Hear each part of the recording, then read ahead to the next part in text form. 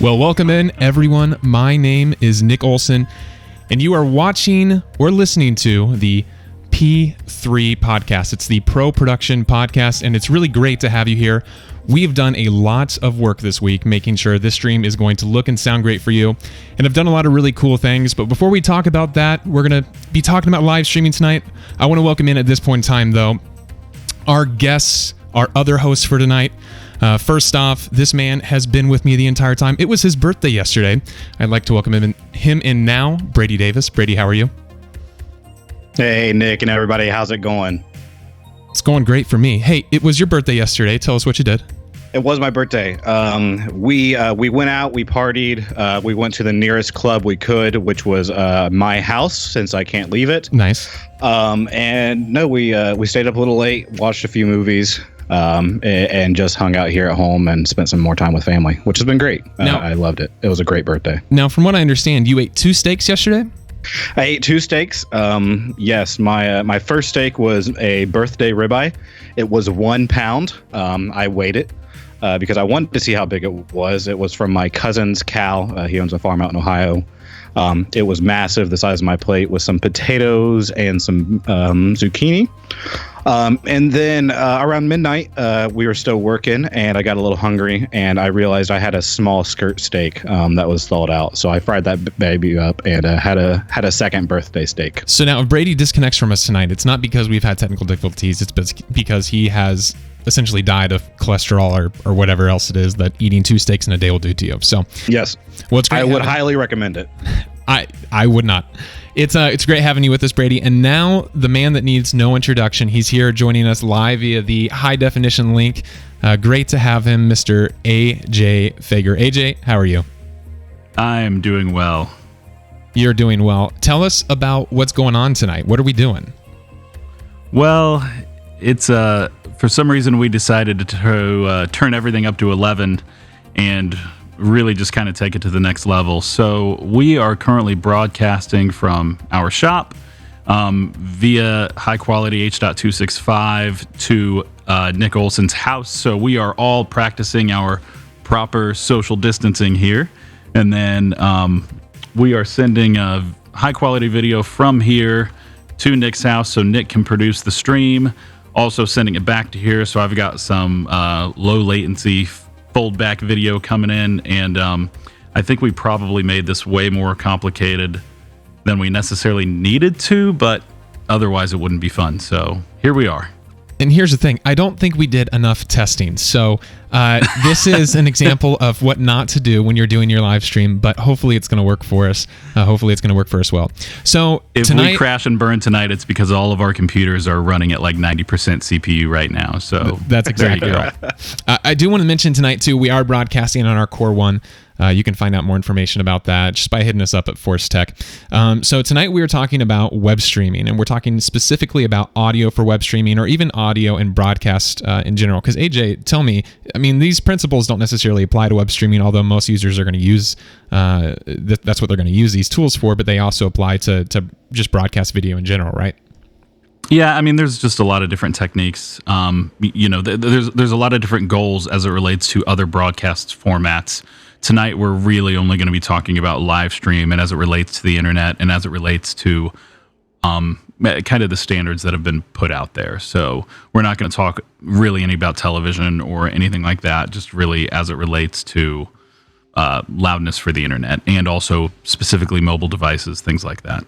Yeah, that's awesome. So if you're joining us tonight, we want to first off invite you to ask your questions. You can ask your questions via the YouTube page on youtube.com, or you can also facebook.com/Force Tech Solutions. We're live streaming on both locations tonight. On the second half of the show, you're going to be able to call in as well. Our number is 317-586-2844. You can send us an email. We'll be reading those live, info@force.tech, and also, again, watching your questions via the chat there as well, too. But I think, at this point in time, we should just get into it.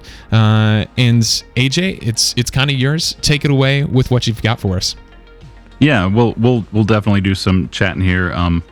So, a couple things. I have to give some shout outs first to some people who helped us put this together this week. A lot of this was put together last minute. So, we were trying to do the best job we could while also trying to trying to make sure we had quality content. So this broadcast has not been peer reviewed yet, so I'm sure I will get some messages from some friends about what I'm doing wrong and about how I'm teaching that wrong. So feel free to give me your critiques and reviews. I won't take it too personally.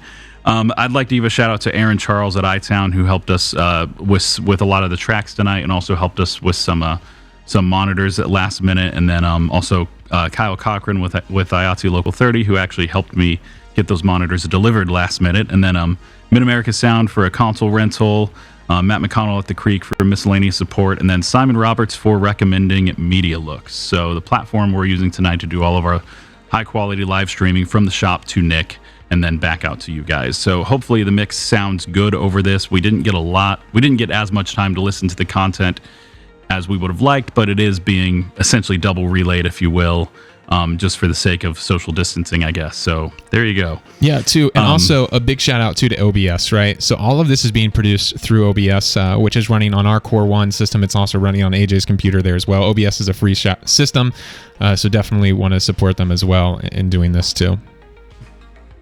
Yeah, definitely. And it's so far everything has been working well. We've been testing for the past few days, and it's going great. So let's dive right in and kind of go over everything we're going to talk about tonight.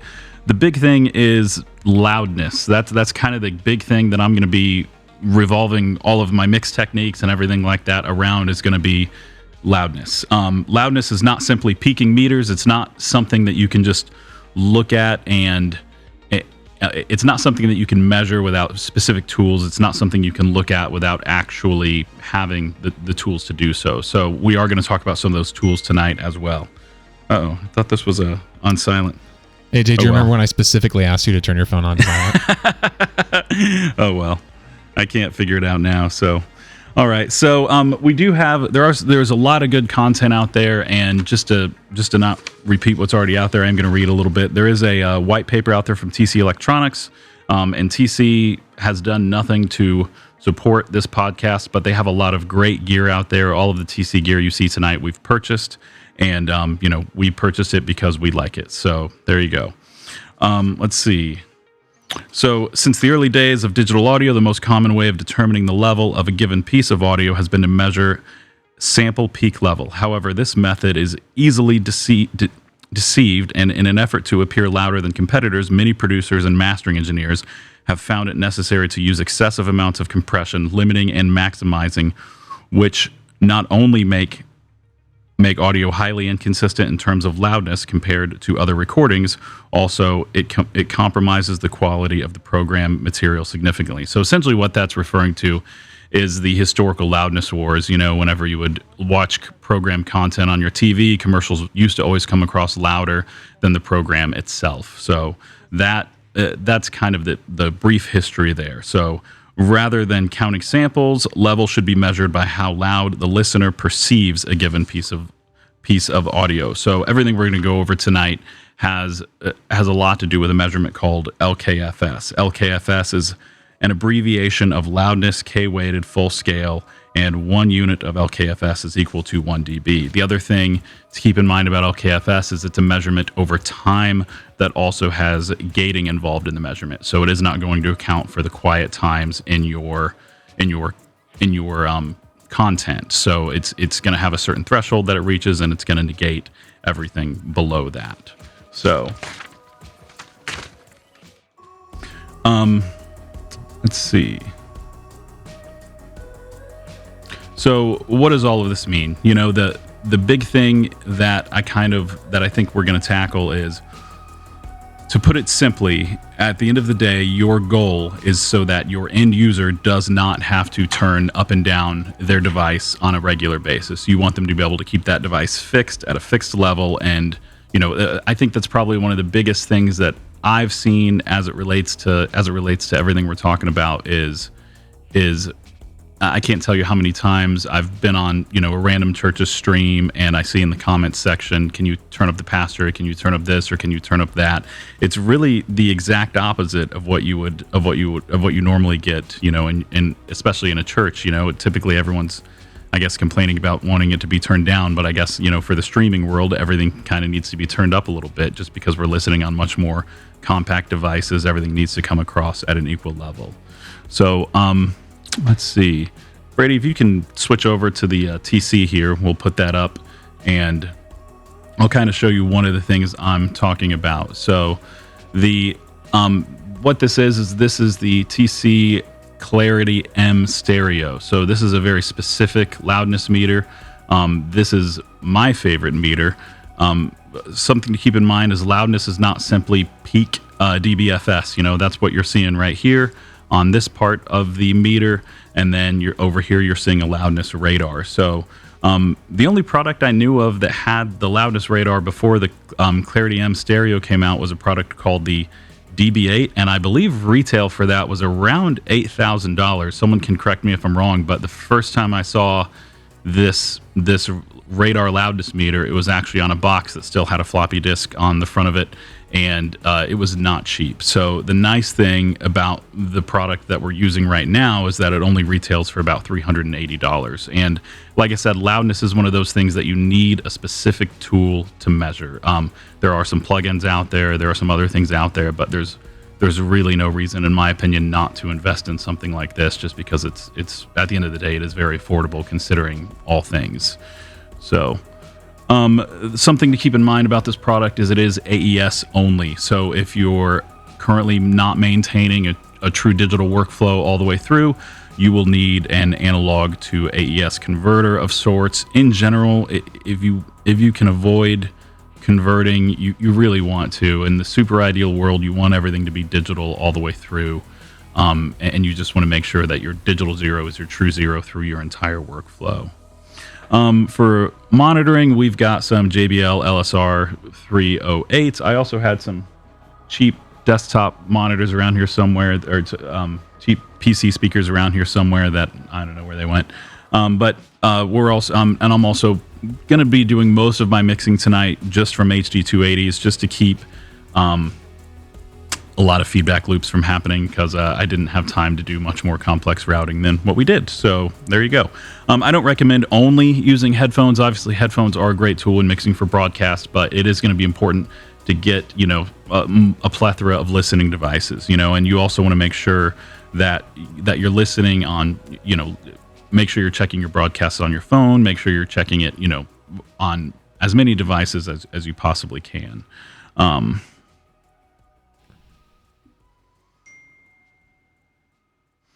So in general, to let me back up a little bit on that, it is important to make sure that you're not making all of your decisions on your broadcast mix in a vacuum. Make sure you're checking in with your staff, with whoever it is you can, to make sure that it is very consistent across the board. We're going to talk briefly about signal types. Some of the most common signal types, like I said, this TC uses AES. That's going to be a very common signal type when it comes to broadcast audio, is going to be AES EBU. Analog is also the other one. If you don't have an AES workflow, obviously you can use analog.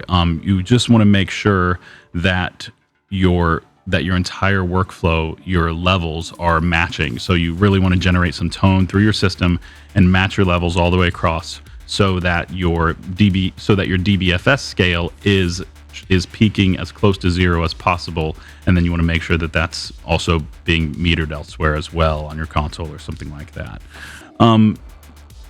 So that's the signal types. We'll talk about the formats, whether it's mono or stereo. One of the downsides to mono that I always see is that people think on many consumer cameras. So the most common scenario I see of people putting audio into their broadcast these days seems to be taking one XLR out of their console and just plugging it into the XLR input on the camera.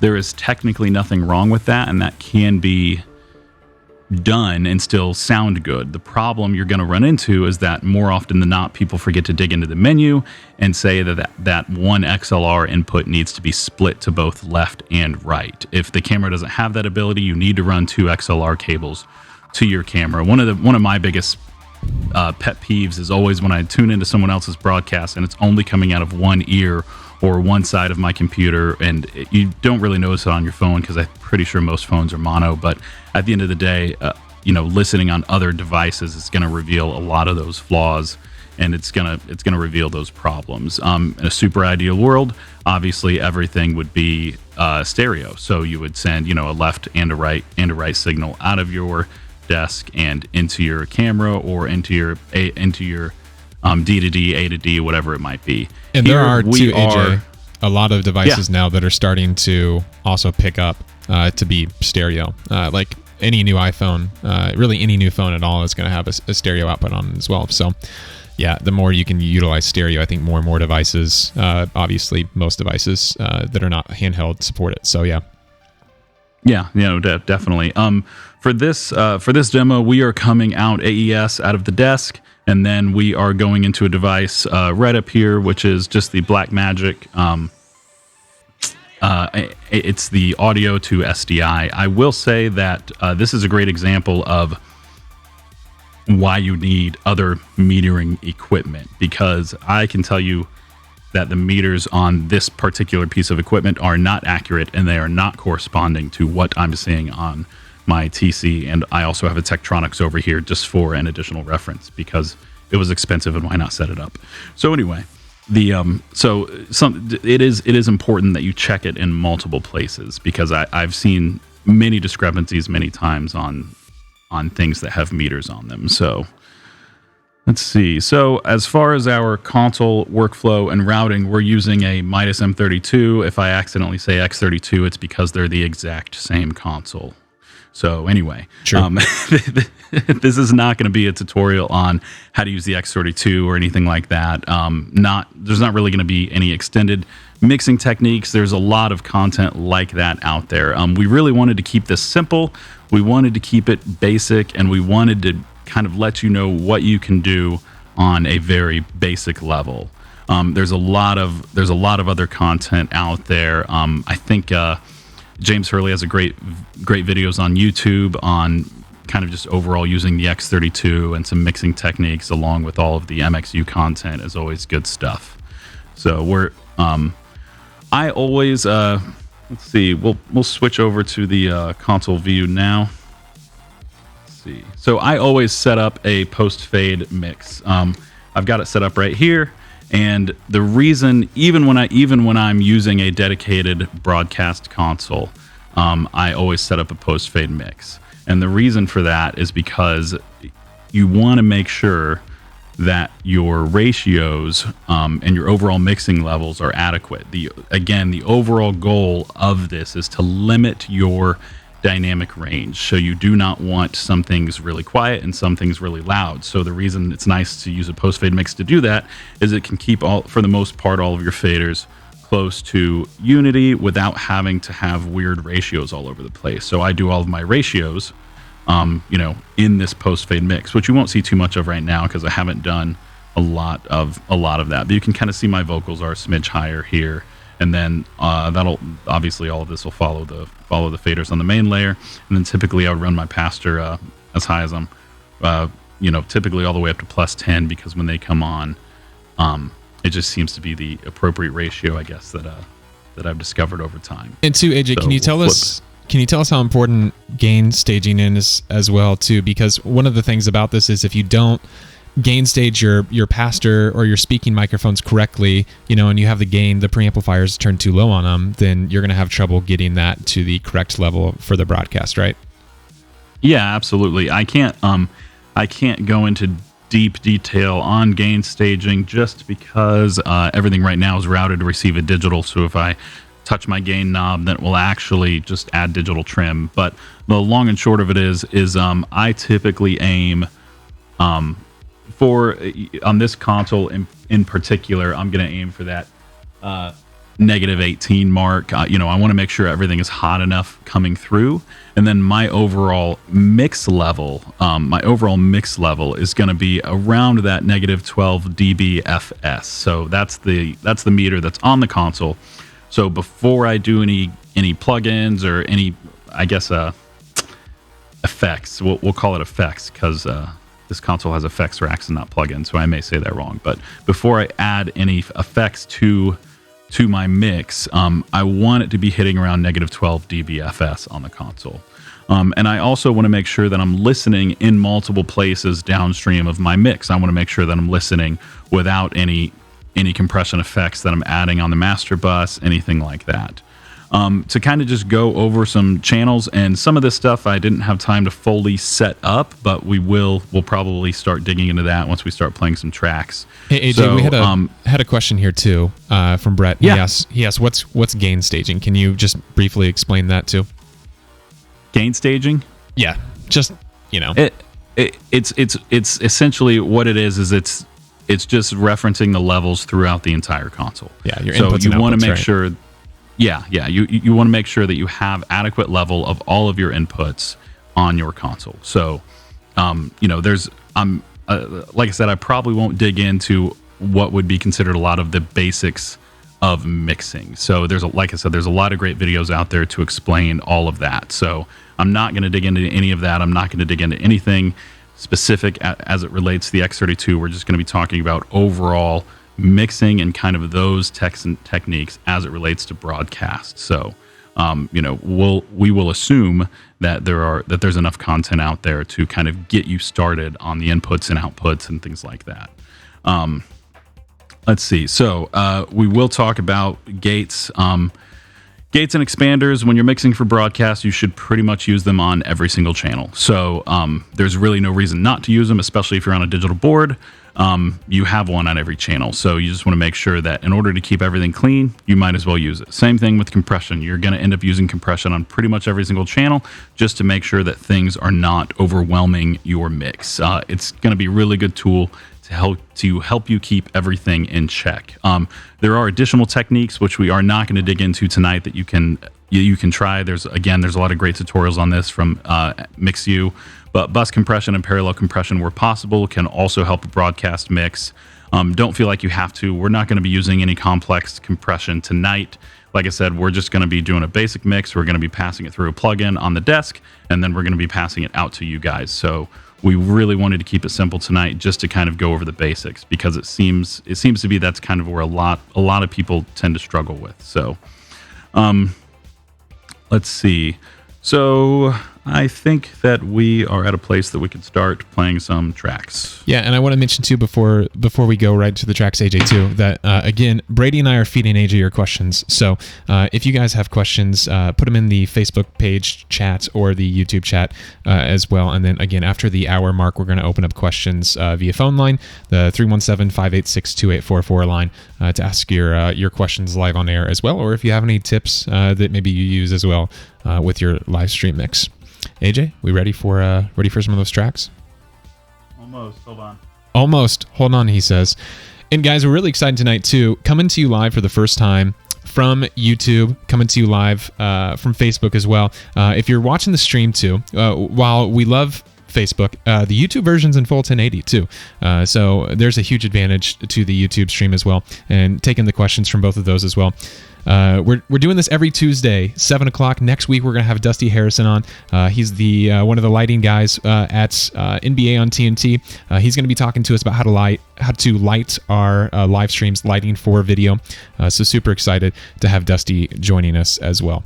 So AJ? Oh, that's Brady. Brady, how are you? You enjoying I'm this? doing good. Okay, great. Doing great, yeah. And AJ, are we ready? Yeah, I'm good. Okay, going back to AJ. AJ's taking us through some tracks. AJ? All right, we're going to skip ahead a little bit here. So I'm going to be bouncing around kind of this one song a lot, specifically just because it's what I've spent the most time with. So let's see. We're going to go over kind of the way I've got the board set up really quick. I'm using DC. Brady, if you want to go to my console view. I'm using DCAs for pretty much everything. So I think that it's important to use DCAs to especially on this desk. Brady, can you go to my overhead shot? Especially on this desk, to kind of keep everything, to essentially keep everything on the top layer. It's real important that you want to be able to do that.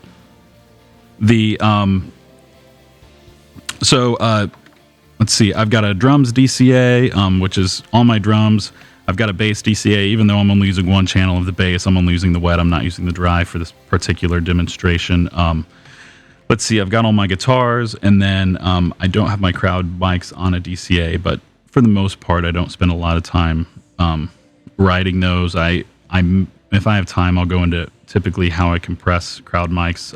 I actually realized just now that I forgot to set that up, so I'll explain it really quick, and if I have time, I'll try to set that up maybe after the break. But long story short, I typically sidechain compress my crowd mics based off my vocal bus. So I'll build a vocal bus and put all my vocals into that, and then I will sidechain compress my crowd mics so that as the talent is singing, they are compressing the crowd mics, and then as they're not singing, if they decide to pull away, then they're able to let those crowd mics come back up. So let's see, I've also got a keys, and I've got my tracks in the keys and the synth in the keys for simplicity's sake. If this console had more DCAs, I could break that down a little bit more. And then I typically have a background vocal, and then a lead vocal DCA. You can use these. You can use those for. There's really no good way to do it on this console without doing presets and snapshots, but if you have multiple leads, obviously you just have to reassign them. Like I said, the big thing I want the ability to make overall big picture adjustments at the tip of my fingers. I try not to mix from DCAs, but I do try to make some big picture on the fly adjustments if I need to. So you'll kind of see what I'm talking about that. And then I do keep an overall band DCA as well. The reason I keep that has a lot to do with the dynamics of a church service. It's not uncommon to need to pull the band down really quick and pull the pastor up so that the pastor's then on top. And again, you have to think about it. You have to think about the audience that you're mixing for. So you're mixing for a lot of people on very small devices. Most people are going to be listening at home on their laptop or on their phone.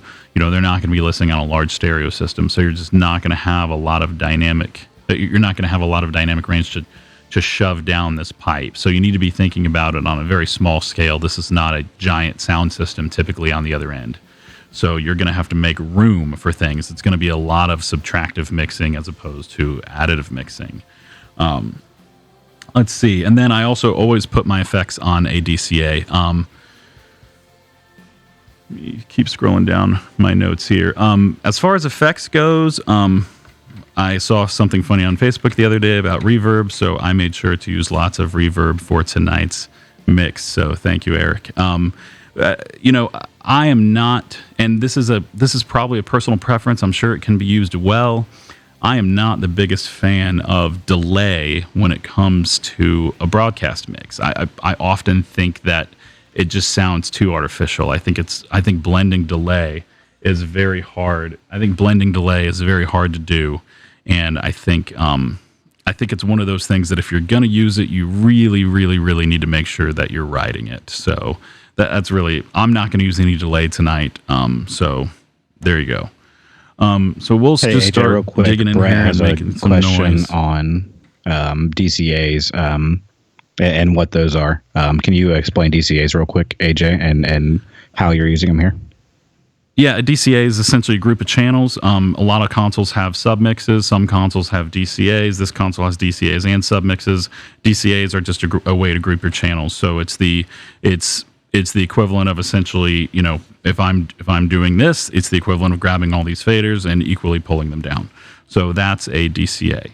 So if your console has subgroups, it's a very similar function, but there are additional things you can do with subgroups because the level is actually passing through the group as opposed to just the fader virtually controlling these faders over here. So that's the difference in DCAs. The nicer thing about DCAs is it's not going to cut into your stereo. You don't need two DCAs to do stereo channels. So all of our panning tonight and everything is going to be maintained by just a single DCA. So let's see. We will dig into kind of just the overall workflow really quick of what I'm doing. So on the on the M32 here, this is kind of the effects I'm using. I'm using a Hall Reverb. I'm using a Vintage Room. I'm using the Hall Reverb for my drums. I'm using the Vintage Room for my vocals, and I'm using the Precision Limiter. So I'm really only using three of the effects racks to make tonight work. The Precision Limiter is inserted on the bus, on the mix bus. So I've essentially got everything passing in, and then you'll also see this is where I'm adding my gain. So this is how I'm taking my signal from about negative 18, negative 12 dBFS. I'm adding gain in the Precision Limiter, and then I'm compressing that down. And obviously my voice is going to be way more compressed than you'll see the content be compressed. But as you can see, I am peaking up here at 0, and however, my overall loudness range is going to be around that negative 14 mark, which is really where we want to aim for. YouTube's standard that I think is not really published, but you can find it if you Google enough. I think, most of what we see out there in the world is negative 14 LKFS. So that's kind of the mark, if you will, that we're going to be aiming for tonight. To go over this meter really quick, so this is the TC Electronic Clarity M. The nice thing about this is it shows us our loudness over time. You can see our scale here. Once I reset, you can see negative 34 to negative 14. So all of my content is going to be right around that negative 14 mark. So that's really what I want to aim for. And then there's a lot of settings in here. There's a lot of things you can do to change that, but this is the way we've set this up. There is also a correlation meter as well. This is very important to also pay attention to, especially if you're running, if you're running mono or stereo, it's important to pay attention to, because it will tell you whether or not your content is in phase. So inevitably, with many mobile devices, your content will be summed to mono at some point in time, especially on some of the older phones. And if this correlation meter starts to drift to the left into -1, then it means that your content is out of phase. So since my microphone is mono, then I am perfectly in phase at +1. And if I was to do this, you would start to see that correlation widen out a little bit because I'm giving it some stereo image. There is also so this is also relevant to the correlation meter. So you'll see this get wider as I send stereo content.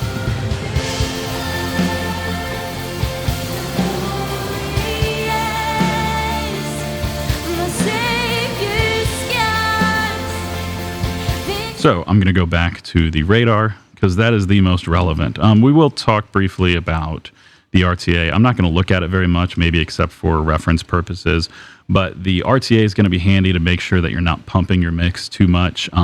Something to keep in mind is that you really don't want a lot of low frequency content because that tends to pump your compression. If we had a little bit more time, we probably would have set up a multi-band compressor to help keep that from happening. There is a plugin on the X32 called the Combinator, which is a multi-band compressor, and there's a lot of videos you can find online about how that can help and how that can dig deeper. But in order to keep things simple, we're not going to use it. We're just going to try to send as level of a spectrum as we can. So we'll go back to the radar. All right. So let's see. As far as effects goes, like I said, I am using, let's see. Yep. So I'm actually sending my crowd mics the same reverb I'm using for my drums, just to kind of add a little bit in there. So I'm sending these channels right here to my drum effects and then some crowd mics, and that's pretty much it on that reverb. And then I'm sending all of my vocals to the vocal reverb.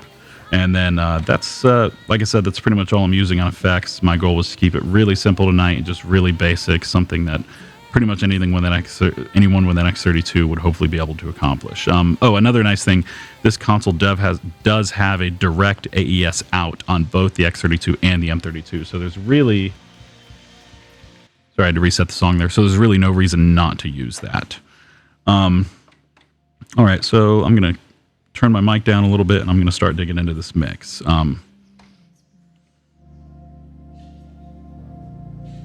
So we'll start with the vocals. So you can see what I'm doing here on the EQ on the vocals. One of the things you'll find yourself doing a lot more on broadcast is going to be a lot of your adjustments. At least in my experience, my adjustments have always been far greater when I'm mixing for broadcast. So I'm going to high pass things higher, I'm going to cut things deeper, and I may even be boosting things more occasionally than I would in a live mix. You have to remember that the only thing you're worried about in broadcast is hardly ever feedback. It's often just noise floor. So you just want to make sure that your signal's not too noisy. But for the most part, you really more than anything just want to make sure that what you're doing sounds good. So I'm gonna build my mix kind of around what I want to be on top, which is going to be that vocal. So I'm gonna dig in here and start doing that, and I'll try to talk about things as I'm going. So My debt is paid from death to life, in grace to grace.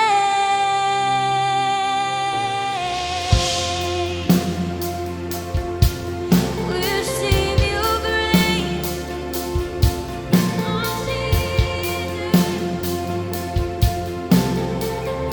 Come on, every voice sing this out.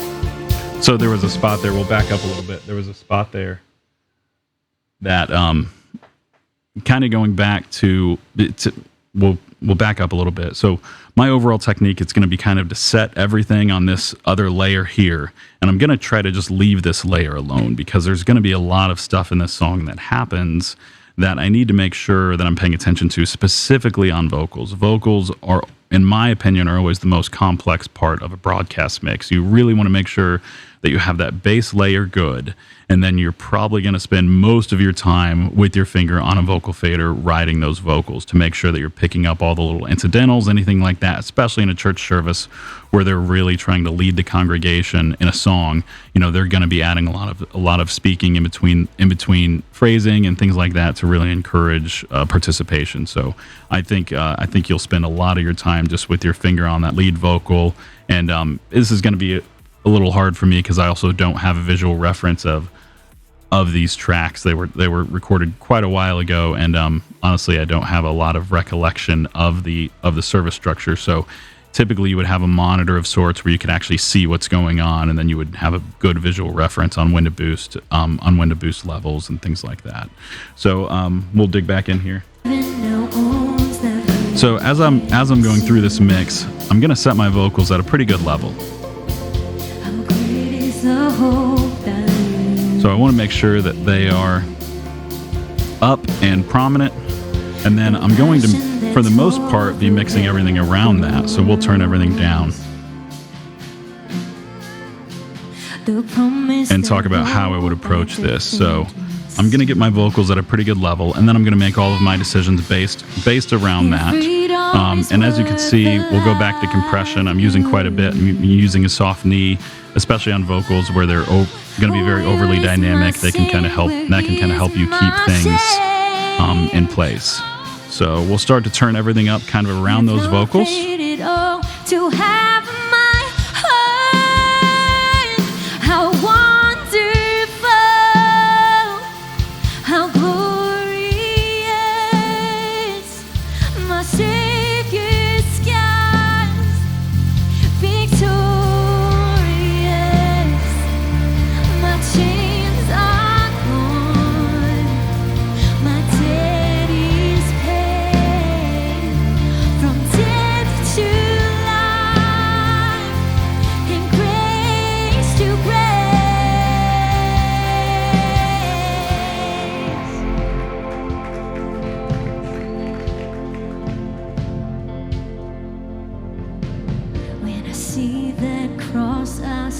So this is a part that's going to get pretty low, and I might balance the tracks up a little bit just to keep the end user engaged,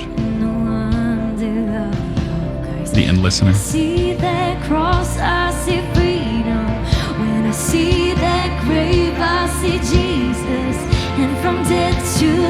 My guitars are getting a little hot. I'm not going to switch layers. I'm going to bring them down over here so I can keep my finger on this vocal. When I see that cross, I see freedom.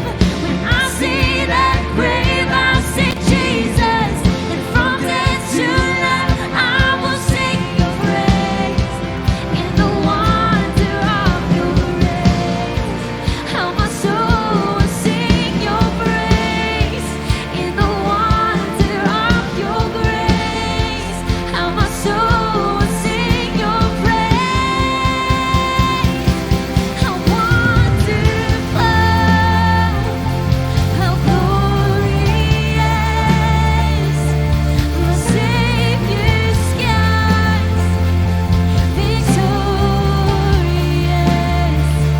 So we'll stop there for a second, and then we'll kind of back up, and we'll go through each individual channel a little bit more. But as you can see, I was kind of building that mix. And again, this is all very basic. The only thing I'm doing on each channel is just going to be some EQ, some gating, and some compression. And like I said, I think I forgot to turn on a lot of the gates because I ran out of time. So there you go. But we'll start this. Hey AJ, I have a question for you.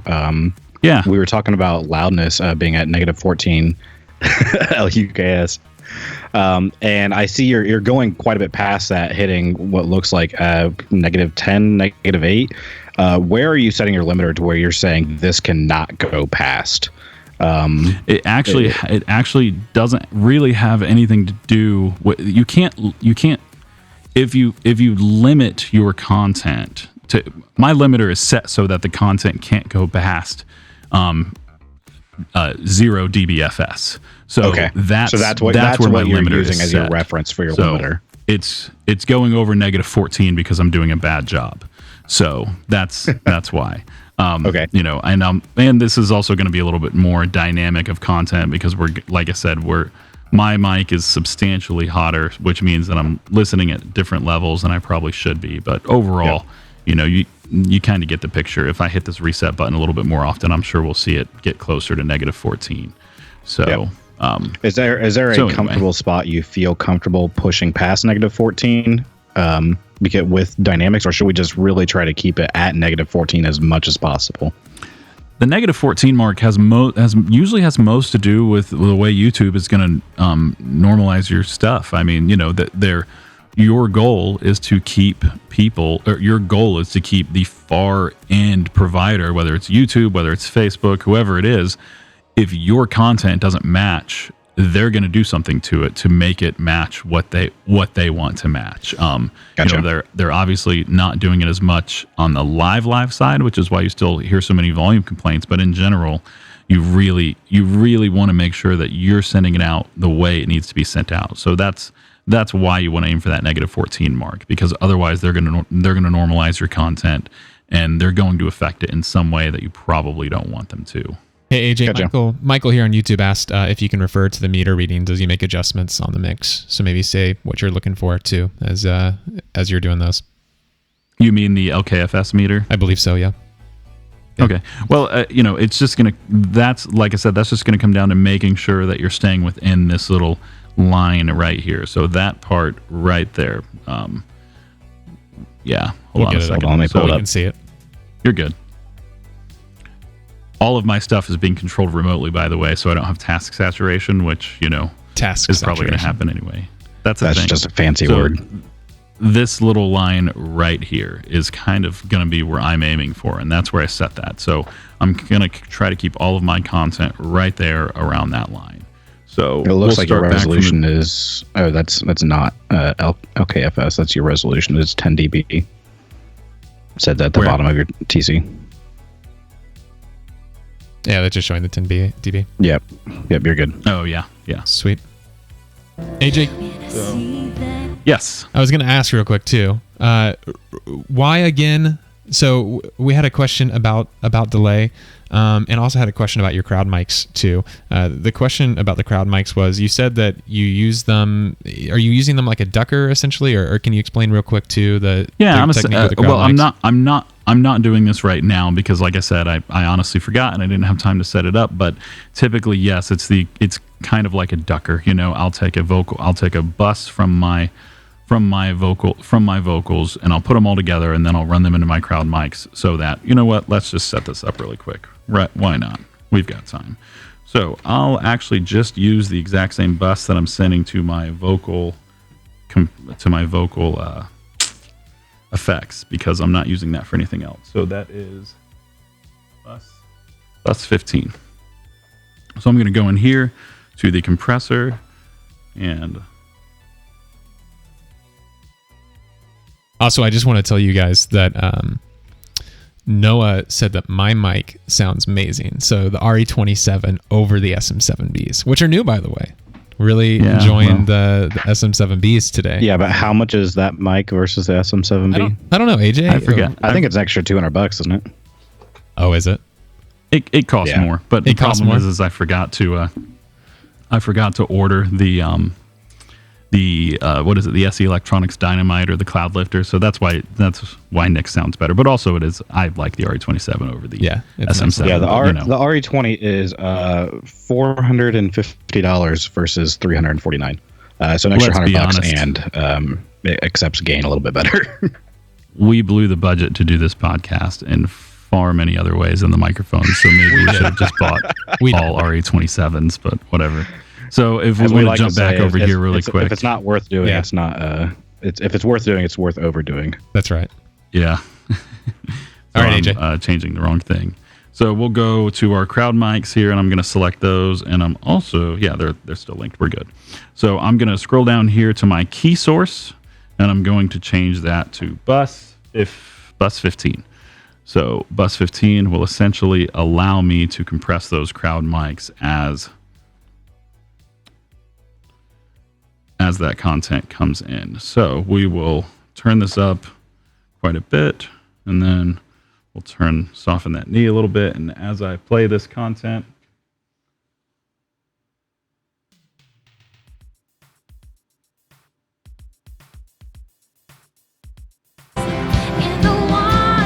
so you'll see that now, let me turn this down a little bit. You'll see that now the vocal bus is compressing these crowd mics. So I can actually push them a little bit more and not have to worry about the lead vocals bleeding into the crowd mics. Because as they sing, it's going to be pushing those down. So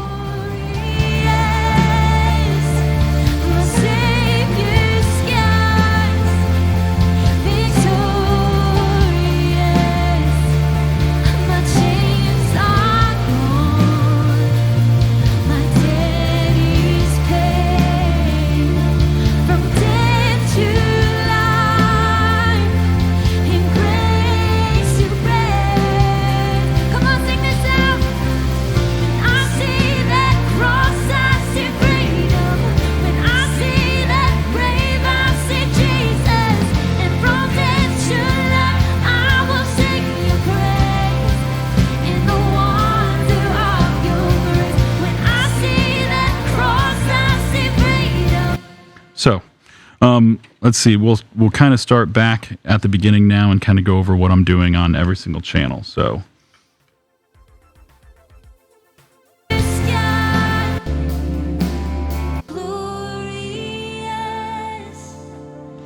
I'm going to turn most of these down. Oh, and I don't have anything on my crowd mics, but so we'll go over the drums. And some of the stuff I didn't get the chance to. Yeah, some of the stuff I didn't get a lot of chance to add compression to. So we'll just be dialing that in as we go. Yeah. Yep, I get to do it live. I'm going to leave the reverb in so they sound epic.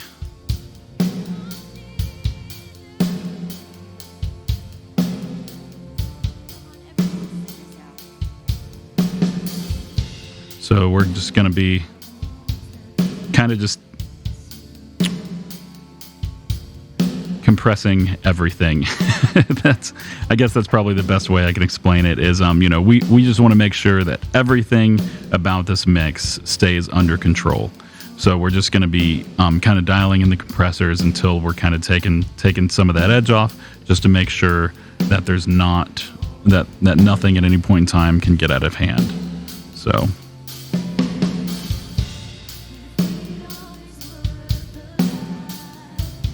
I'm gonna go. I tend to compress everything probably a little heavy for broadcast, just because, like I said, I want to make sure that it stays under control. So typically, you'll see me using at least a 4 or 5 to 1 ratio. I'm gonna turn this knee up, and then I'm going to dial that threshold down until I'm just kind of taking that edge off.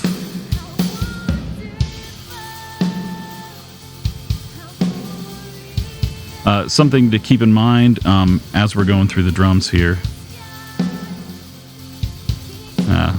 We'll have to wait till he uses that.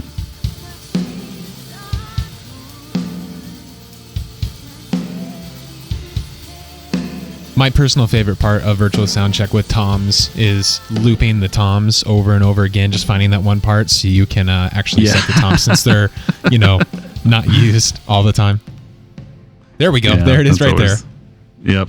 And of course, I switch by the time they actually use it. So Yeah, you There's no always winning. You always miss it. No, that's why you have to grab, select, and loop. Yeah.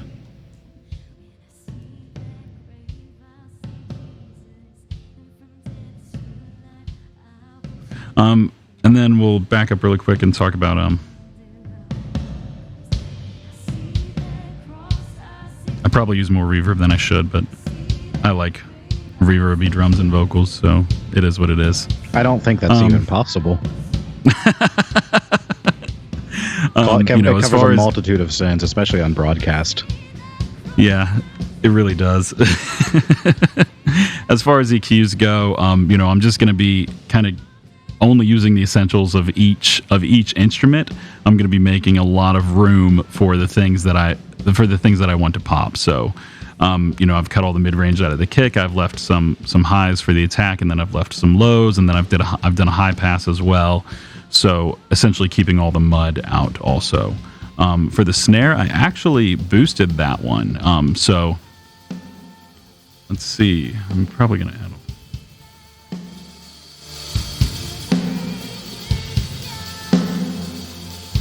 So something to go ahead, Nick. I was going to say, Brett just asked in chat. He said, so maybe this is basic mixing, but I never understood why would I use anything but a short and attack release times. Can you kind of go through why we would use different release and attack times, and specifically how that relates to the broadcast aspect of it?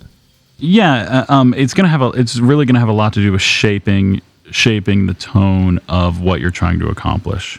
So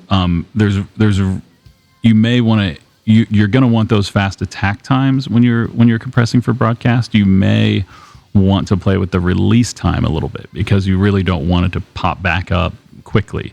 And it's going to be the same thing on gates. You really want to make sure that you're really kind of shaping the tone of that instrument and just getting rid of any unnecessary content that you don't want. And then also kind of managing the level of that content. So that would probably be where you would find yourself messing more with the attack and release time. Yeah, it's tough too because with like live, you want to allow the transients through and get more of a more transients. But since we're mixing with such a limited dynamic range in broadcast, you kind of have to take a little bit more of the transients out of it, right? Correct. Yeah.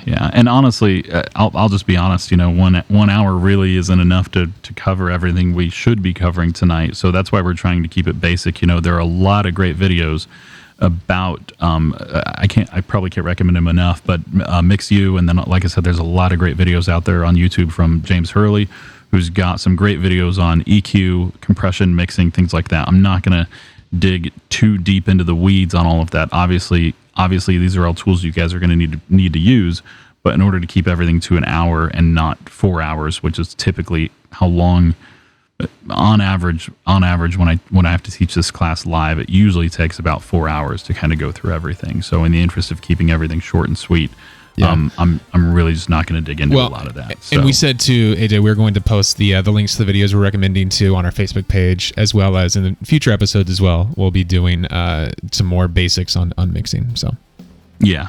So there you go. Let's see. So as you can see, back to the snare drum. I did decide to boost on that. One thing that I really love about digital consoles is the ability to turn things on and off. I can't preface that enough. At the end of the day, you want to make sure everything you're doing really isn't a mistake. And the easiest way to do that is going to be to grab this on-off button right here and just listen to it. So this is my snare with EQ. That's my snare without EQ. So with EQ. I can't preface that enough, AJ. This past week, I used a new tool when I was mixing, and I did not turn it on and off. And I went back and I just wanted to hit myself. I don't know why I didn't take it off, because I think it would have sounded a lot better without the new plugin that I was using. So that I cannot preface that enough. Turn it on, turn it off. Make sure what you're doing is actually doing what you think it might be doing, and always grab a knob with a purpose. Yeah. Go ahead, Nick. No, I was saying AJ too. We've had a question here from Michael Coulter. He said, "High pass filters and all channel to keep compressor pumping down?" Looked like kick around 80 hertz. Again, considering the playback system. Talk about too as you're doing all of this, utilizing high passes too. Obviously, since most in devices have a limited ability to kind of fill those low frequencies. Yeah, I absolutely use high passes on really every single channel. You know, I've got the kick high passed. I've probably got that high passed maybe a little low, but I could probably turn that up a little bit. But yeah, it's roughly at about 60 to 80 hertz. Michael, hello by the way. And then the snare I'm going to have a high pass on. And again, it's for me to just kind of speak bluntly, I didn't have the most time to listen to this content anywhere other than headphones, so I may be making foolish decisions when it comes to some of my low frequency, when it comes to some of my high passing. That's also why I can't preface enough that you really need to be listening to your content in multiple ways. You need to be listening on headphones, you need to be listening on studio monitors, you need to be listening on very cheap speakers, you need to be listening in your car. It's really just going to take a lot of time and practice to learn how stuff sounds and how it sounds on different formats. So I think that's something that really I just can't preface enough, that you just have to take time and experience. And I think that's one of the best things about virtual sound check is you can capture all of that content. And we didn't talk much about it, but just for the sake of talking about it, we're using Waves Tracks Live. I almost called it Waves Virtual Sound Check. We're using Waves Tracks Live. It's USB interfaced into the X32. All of this is literally out of the box. The card comes in the console. Waves Tracks Live, I think, can still be downloaded for free. If not, it's $100. Give them your money because they deserve it. It is still free. Oh, well, there you go. I think it's $100 for the supported version. So either way, you should pay for it because software developers in our industry don't make enough money. Believe me. So anyway, we're using Wave Tracks. Sorry, just to interject here, they are discontinuing Tracks Live. It's going to Reaper. Oh, they now. are? Yes, yeah, they've moved. They discontinued Tracks Live. It's still compatible. Reaper is now qualified by Waves Multitrack, so they've gone over to Reaper. It's because people didn't give them enough money. That's right. So if everyone would have paid for Tracks Live, like I paid $100 because I felt like they deserved my money, but I guess now it's not supported. Anyway, my heart just broke a little bit. Anyway, where were we? All right, so we were on the snare, and we were talking about high passes. So let's skip ahead to where some drums are. So, like I said, I made this decision because it sounded better. So, I felt like the snare sounded very dark without EQ. So I decided to take a little bit of the bottom end out of the snare and then increase the top end, so to make it sound less dark. And like I said, you typically will never find yourself boosting frequencies when you're mixing live. You really always want to mix subtractively, but you can get away with it when you're mixing for broadcast. So you might find yourself boosting quite a bit more to get the sound you want. So hi-hat, pretty straightforward. High pass, that's just about it. If I turn this off,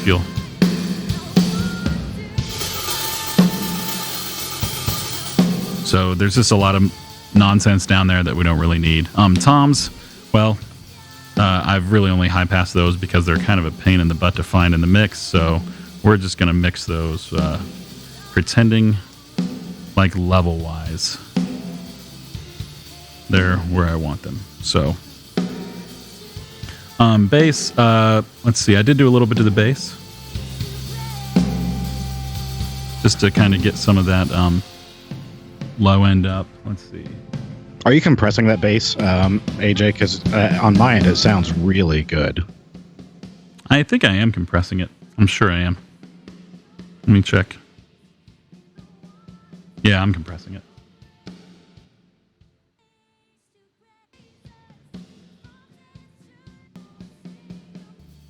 There we go.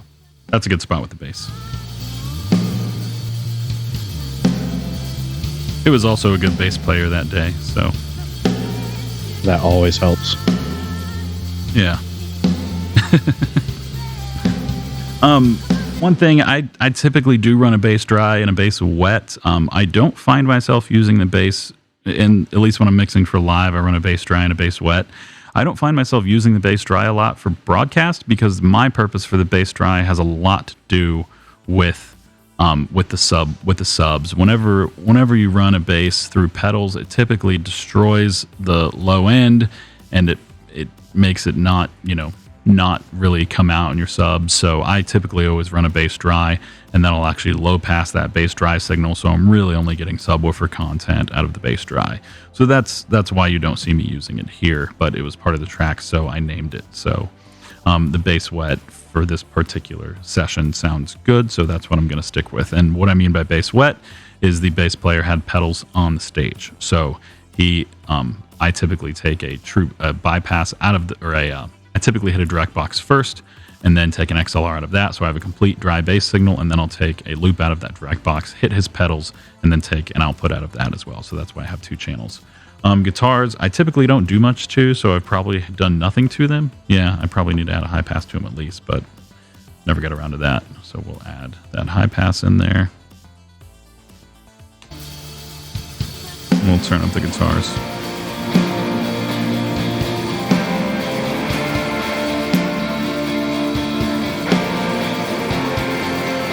So I am compressing the guitars just to kind of keep that edge off, make sure that they don't overpower my mix.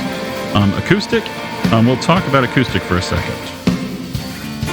To me, acoustic is always, especially in a broadcast mix, you're going to find yourself high passing that a lot. So you will, let's see. So this is the acoustic. This is the way I have it EQ'd. I've got a lot of the mid-range cut out. I've got it high passed really high, and I've got some sparkle added back in. We'll talk about what the acoustic sounds like without this. So that's what the acoustic sounds like without that, and without that. So it's got a lot of low end in there, which we're not going to need, and we really only want that percussive, stringy sound coming out of the acoustic. So we're going to turn all of that back on.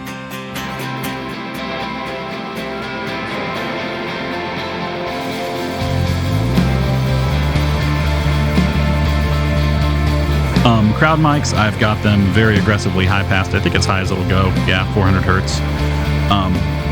Obviously, you want to high pass your crowd mics because you really only want that crowd interaction. And these weren't the best crowd mics for this. I think they were actually two directional, which is possible because I'm hearing fewer claps in the crowd mics than what I felt like I was actually hearing in the room. So that's also why I'm pushing those crowd mics through some reverb to try to add a little bit more life to them. But that's essentially what I'm doing to the crowd mics.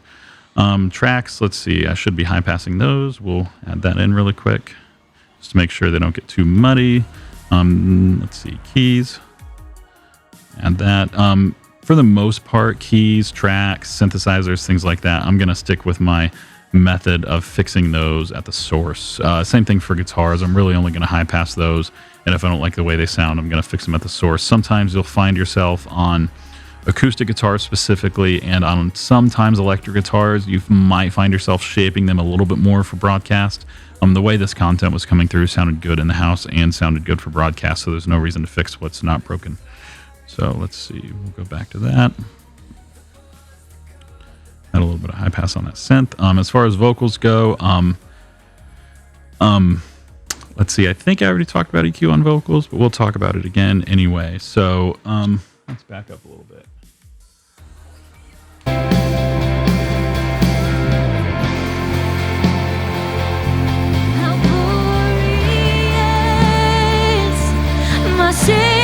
So the EQ I'm running on the vocals is very aggressive, and I'll do an A/B here in a second. But you're, like I said, in general, you're going to find yourself high passing vocals higher. You're going to find yourself cutting deeper, and you may need to brighten up a little bit of the vocal range. I didn't need to on her vocal, and then I'm taking out some of the S's up here in the 8K range just to make sure that it doesn't come out too. So anyway, we'll play this, and then we'll A/B the vocal just to hear what it sounds like without that EQ. So this is with EQ, and that's without. So very heavy in that 400 to 600 range. My debt is paid from death to life. And that's with EQ. And grace to grace. And again, you just have to make those decisions while listening to your content. I was primarily taking down all of those levels that were really hot, trimming those down, and then just kind of brightening up the overall vocal with the adjustments that I made. So that's why I have the high pass on there, and then also this mid cut right here and right there, and then I'm just keeping those vocals bright. So let's see. Background vocals, we will talk about those. I think I just copied and pasted everything for the sake of time on vocal EQs because everyone else just sings background in the song, so I'm just going to kind of blend them in a little bit. For the most part, for me, background vocals are always more part of the instrument bed. I know a lot of people want to disagree with me on this, and I can accept that.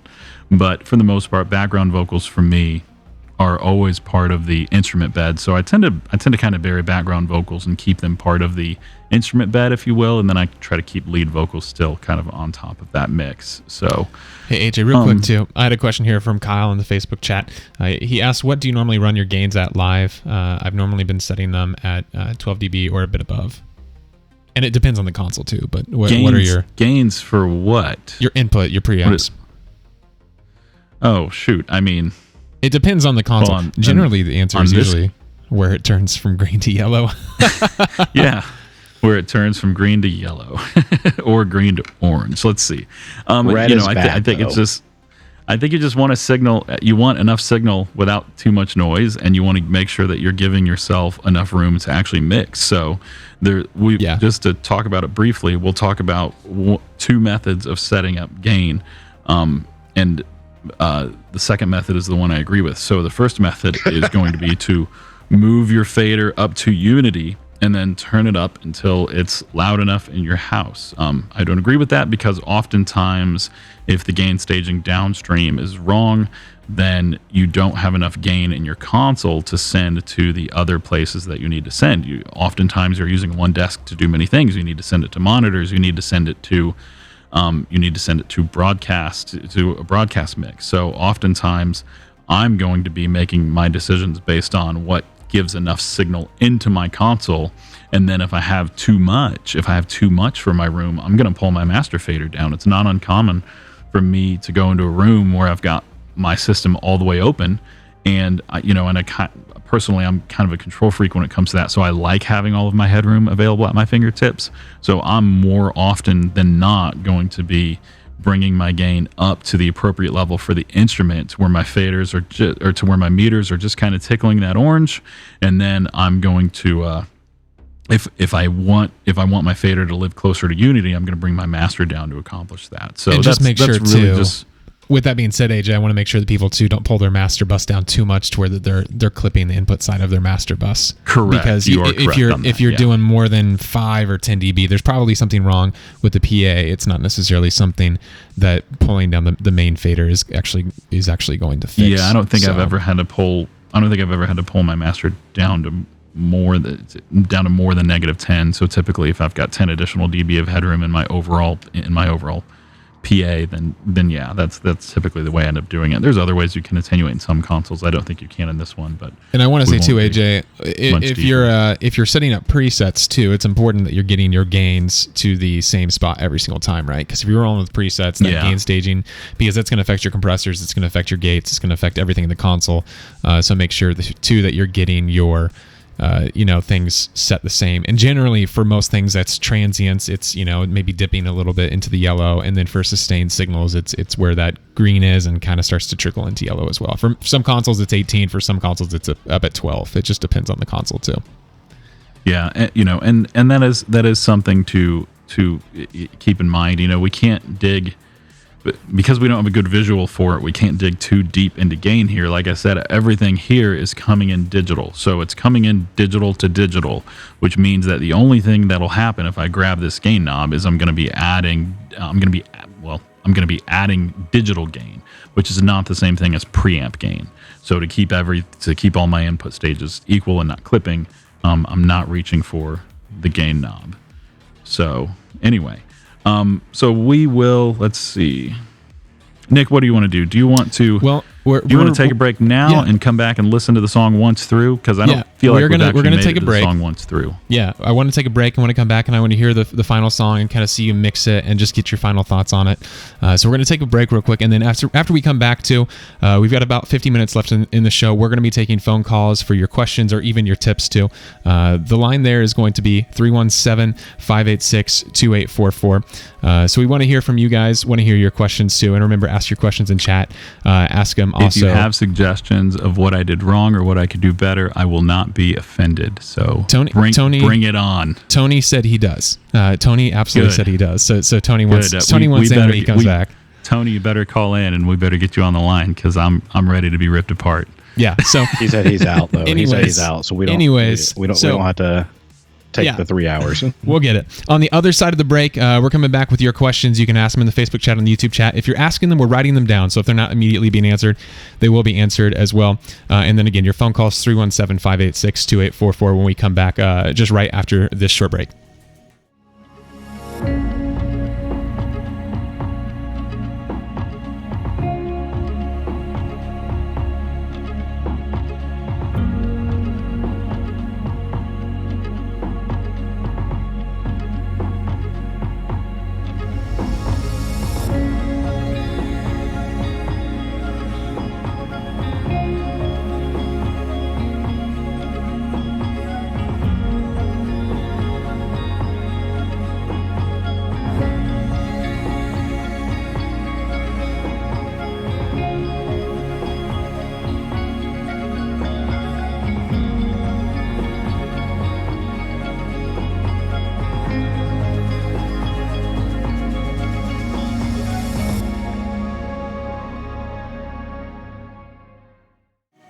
Well, welcome back into P3, the Pro Production Podcast. My name is Nick Olson. Thank you again for joining us tonight on Facebook, facebook.com/Force Tech Solutions, and on YouTube as well. We're taking your calls now, 317-586-2844, as well as your questions in chat for both Facebook and YouTube. You can also email we're not us. Taking calls yet, Nick. We were going to run through the song one time first. Oh, we're gonna run through the song. Call in, we'll put you on hold, and then by the time we're done with it, ask your question.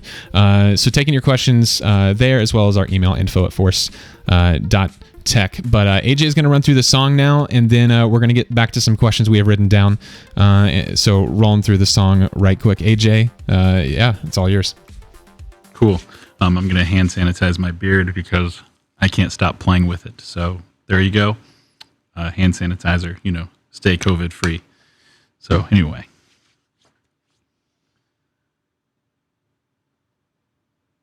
All right, so we're just going to start at the beginning, and you guys, I'll try to.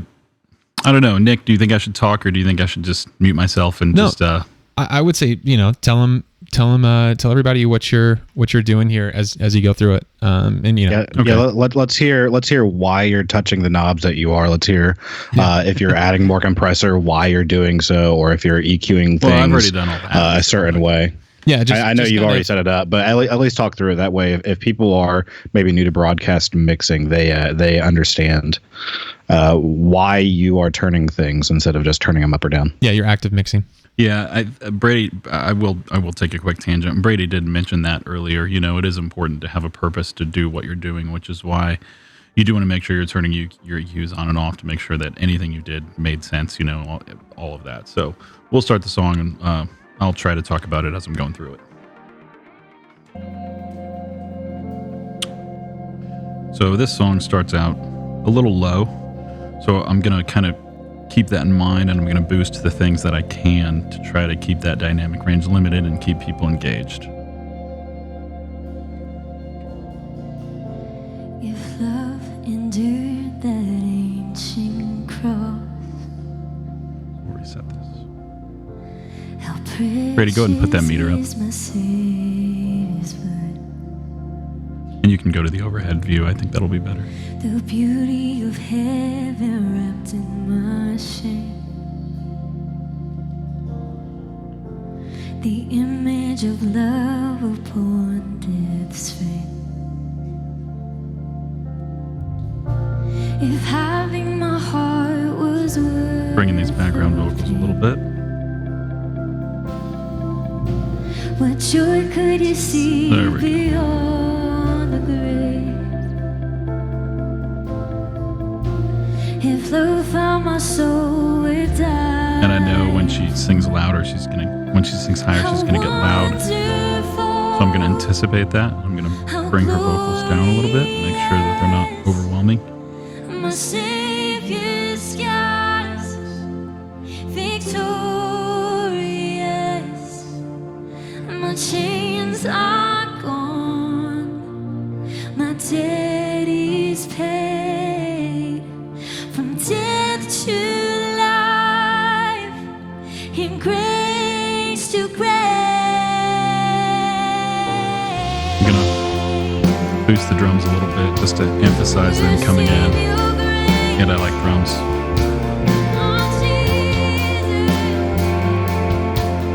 Come on, every voice sing this out.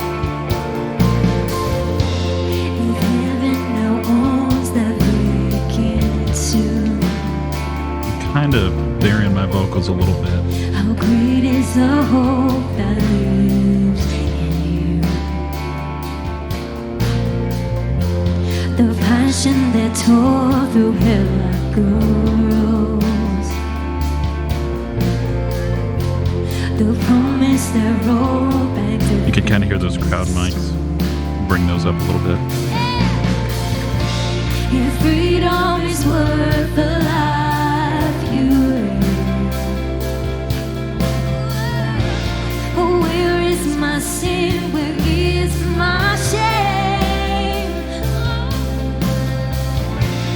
If love paid it all to have my heart, how wonderful,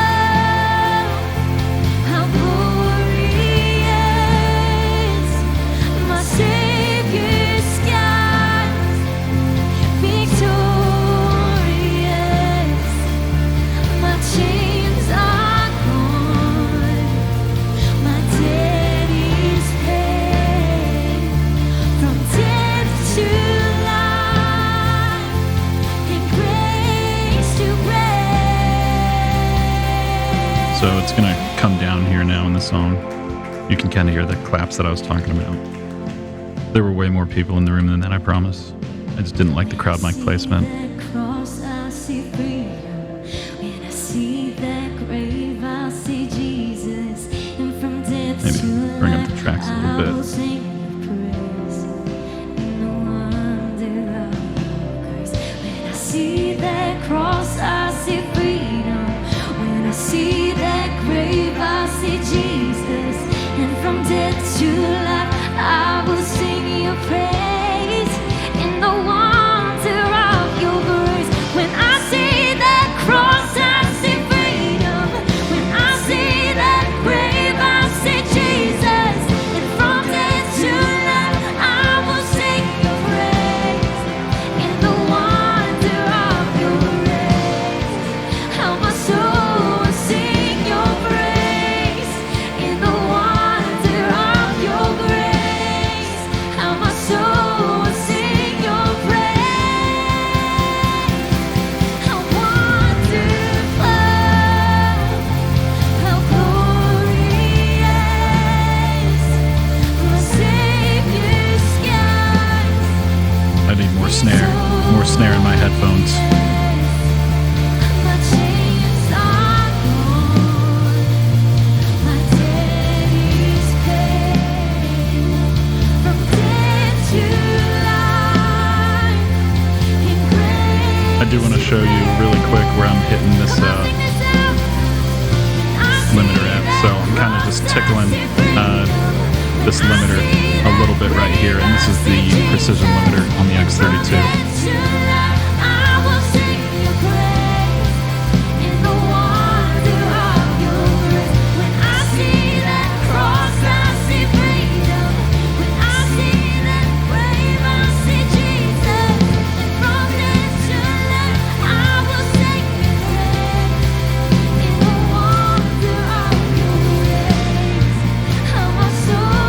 Sing your praise in the wonder of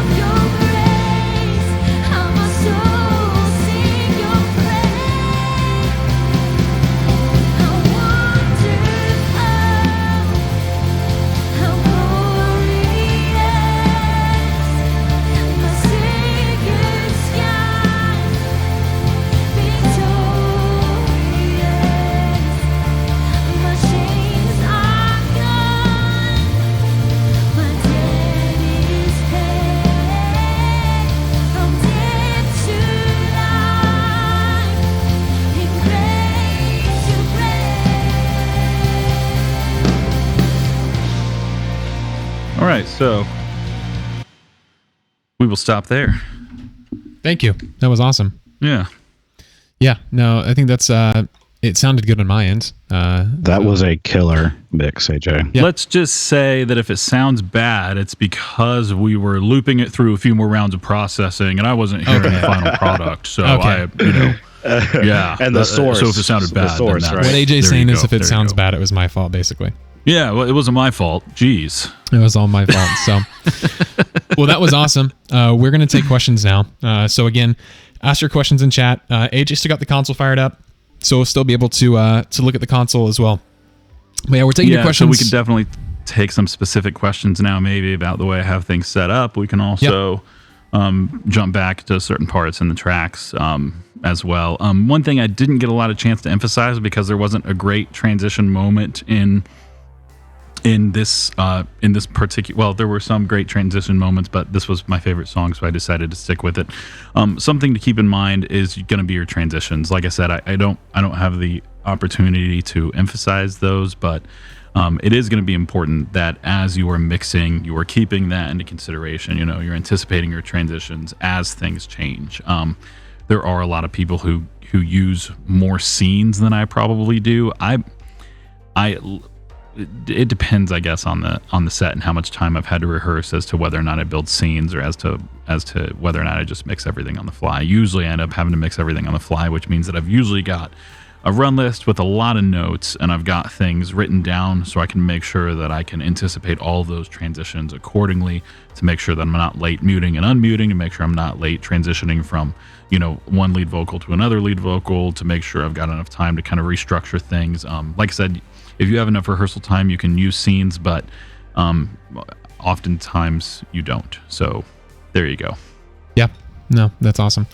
So one of the questions we had earlier was, how are you outputting from multiple sources? So we have a lot of people right now, they're outputting to, maybe they're outputting to Facebook, maybe they're outputting to YouTube, they're outputting to multiple places, and I can kind of speak into this too, because we're doing that right now, outputting to our YouTube channel as well as our Facebook channel too. But we're utilizing Restream.io right now. So what Restream.io does for us is we're essentially encoding to Restream.io, and then Restream.io is then delivering to the different sources or to the different destinations between Restream.io as well as, or to YouTube as well as Facebook there too. And when we're outputting right now in OBS, we are outputting right at 0. I need to do more testing on OBS as to what actually 0 means, if that's 0 dB full scale or if that's -14. But the advantage to using Restream.io is that Restream.io does transcoding in the delivery process. There's also another website called Caster. I'm not sure if it does as well, but Restream.io does the transcoding in the delivery process, which then adjusts those levels and also adjusts your video encoding for those specific websites as well, which is really nice. We had a question. I tend to just. Go ahead, Nick. Go ahead. Go for ask it. the next one. We'll see if it's relevant. I was just going to say, I tend to use YouTube kind of as my standard. Obviously, they are the largest video platform, so you can pretty much guarantee that anyone else is going to be copying what they do. So I tend to use YouTube as my standard, and and kind of go from there. I can tell you from an audio standpoint, Facebook will destroy your audio, so it is very important that you listen to it on Facebook. But if you have the option of listening to it elsewhere, it's going to sound better on YouTube. So there you go. Yeah, which that's a good point. I'll probably pin real quick to our YouTube page as well, so people can log on to there and you can actually hear this in the full 1080 signal with a little bit better audio quality as well. Someone asked, so dialing in your effects, can you real quick go into some more detail on what you've done with effects there and how you dial in those for the streaming mix? Yeah. So, like I said, my goal about tonight was really, really, really to keep everything simple. Like I said, I am using 2 effects, and they're both reverbs. I'm using a hall reverb, and I'm using the vintage reverb for vocals. I'm using those because I liked the way they sounded. So, we will dig into those really quick. Let me back up here into the track. And real quick, while you do that too, Yep. I wanted to mention as well, we had a question here about how the TC was hooked up. The TC is hooked up via AES, and that's just your main program outputs, right? Yeah, so I am using the AES output of the console. Again, the TC Clarity M does not have analog. So if you, the TC Electronic does not have, it does not have analog. So if you spend $380 on this and you realize you don't have any way to get AES into it, you're going to spend more money to get an analog to AES converter. So that's very important. Also, so I'm coming out of the console here on my output. That's over in the aux. So my AES output right here over in the aux, and then that is patched directly to my mix bus that I'm using, and I'm having an AES splitter.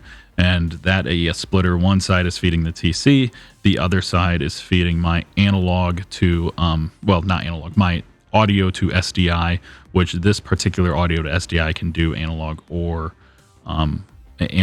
digital. And I'm also monitoring the level on straight SDI as well. So this you don't need to buy one of these, but this has SDI coming in, and it's telling me my level along with a loudness meter right here of how loud the audio is embedded into the SDI. So I can speak to the accuracy of the TC because I'm using something far more expensive to verify its accuracy. So the TC is a very accurate product.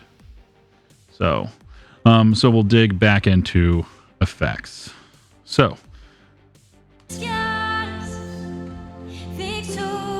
let's skip ahead to the drums. We'll start there.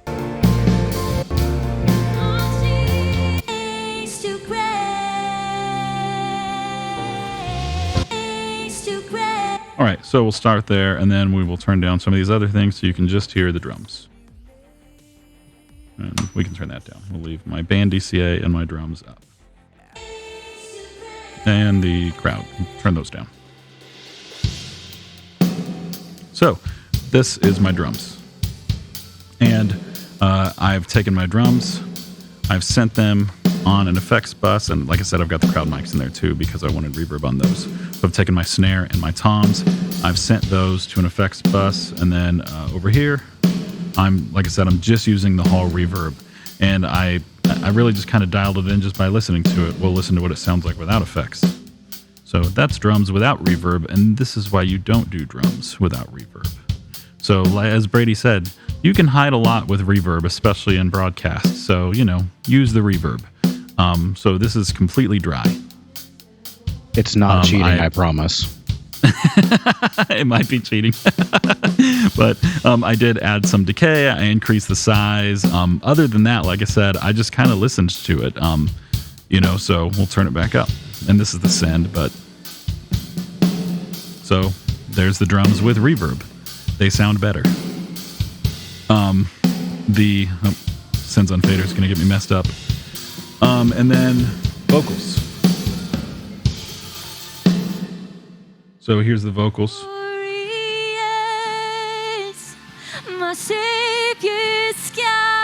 No reverb. I didn't talk about this. I do keep my vocal reverb on a DCA on the top layer, because if they talk or if they do something where it's going to sound weird, you want to have the ability to pull that down quickly. So I do have my return routed to a DCA so that it's always on my top layer so that I can pull that vocal reverb out. I don't have any other reverbs on that DCA because it's not really necessary. So I do have my vocal reverbs on a DCA. So that's my effects channel right there, or my effects DCA right there. So that's without reverb. We'll skip ahead because. And that's with reverb. If no paid at all to have my heart. Something also to keep in mind, we'll go to this other view really quick. Reverb is also going to widen your image. If you're using stereo reverbs, which you should be, it's going to widen your image. As I said before, this is our correlation meter. My voice is going to be right up and down the middle, and a vocal without reverb is going to be right up and down the middle. So we'll look at the difference in that really quick.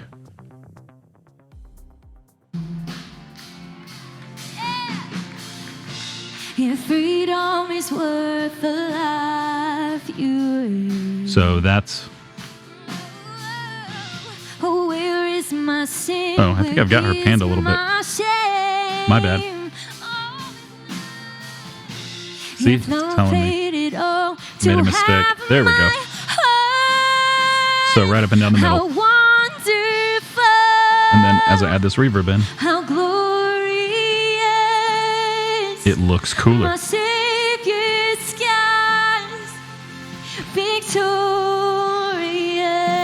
AJ, real quick too, I have a question here from Michael. Michael asks, do you use pre-delay on vocal reverb like a big room would have, or does that sound fake on a small playback system? Honestly, I don't know. I don't think I've ever used it on a vocal reverb. I don't think I've ever used it on a vocal reverb on broadcast. So maybe I've just never used it because I don't know.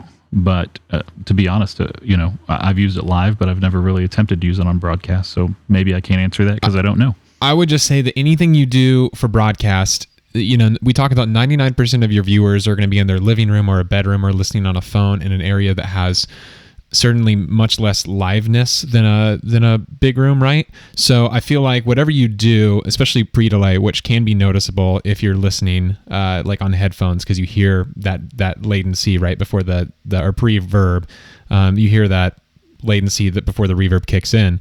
It just can be more noticeable. So I think everything with broadcast you just want to use, especially with effects, you just want to use more carefully, because again, that dynamic range is so limited on devices and televisions that small adjustments make big differences when you're in kind of that zone. I try to go ahead, Brady. Yeah, I'll use a little bit if I think it needs a little bit on at least my vocal reverb. I try not to do a huge room because I think that can feel inauthentic on the far end, especially if they are used to possibly being in a church and they're used to hearing in a room, trying to make it sound as natural as possible and as normal as possible for them on the far end if they've been in that room is kind of how I try to mix it. So I don't try to do huge effects, but I do want to add them in. That way it feels natural. What I've done in the past is just typically I bring, especially if I'm listening with something that has a higher dynamic range than just headphones or like if I'm listening on studio monitors or nicer headphones, I'll just bring it up until I can hear it. But again, like AJ said, I'm constantly switching back and forth between different headphone speakers. I'm even using, when I was mixing broadcasts, using just computer Amazon Basic speakers, just because Amazon Basics, because I knew a lot of people would go on if they want computer speakers and buy the Amazon Basic ones. So, and just listening and how the reverb is sitting too in between all three of those. So yeah, also something I don't think I talked about, but I'll talk about it really quick. It is also important to listen, and I'm going to say this very specifically. It is important to listen to your mix at different levels. The other part of that I want to be specific about is it is very important that once you actually start mixing, that you really try not to grab your headphone volume knob. You want that to be in a place where it is very comfortable for you throughout the entire production, throughout the entire performance, whatever it might be. You really want to be avoiding turning your headphones up and down a lot. However, you do want to, maybe during rehearsal, you want to listen at multiple levels just to make sure that it sounds good at a quiet level, make sure it sounds good at a live level. Sometimes turning something up a little bit will reveal a problem, and turning it down a little bit can also reveal a problem. It might mean that, you don't have enough of this, or maybe you have too much of this once, so it is something that you should play with a little bit, play with your listening level, but don't play with your listening level while you're mixing. Because that can be, I think, very deceiving if you start to adjust your level too much to make it more pleasant. You should be asking yourself, well, why did I have to turn it down on my headphones? Is the end user going to have to turn it down now?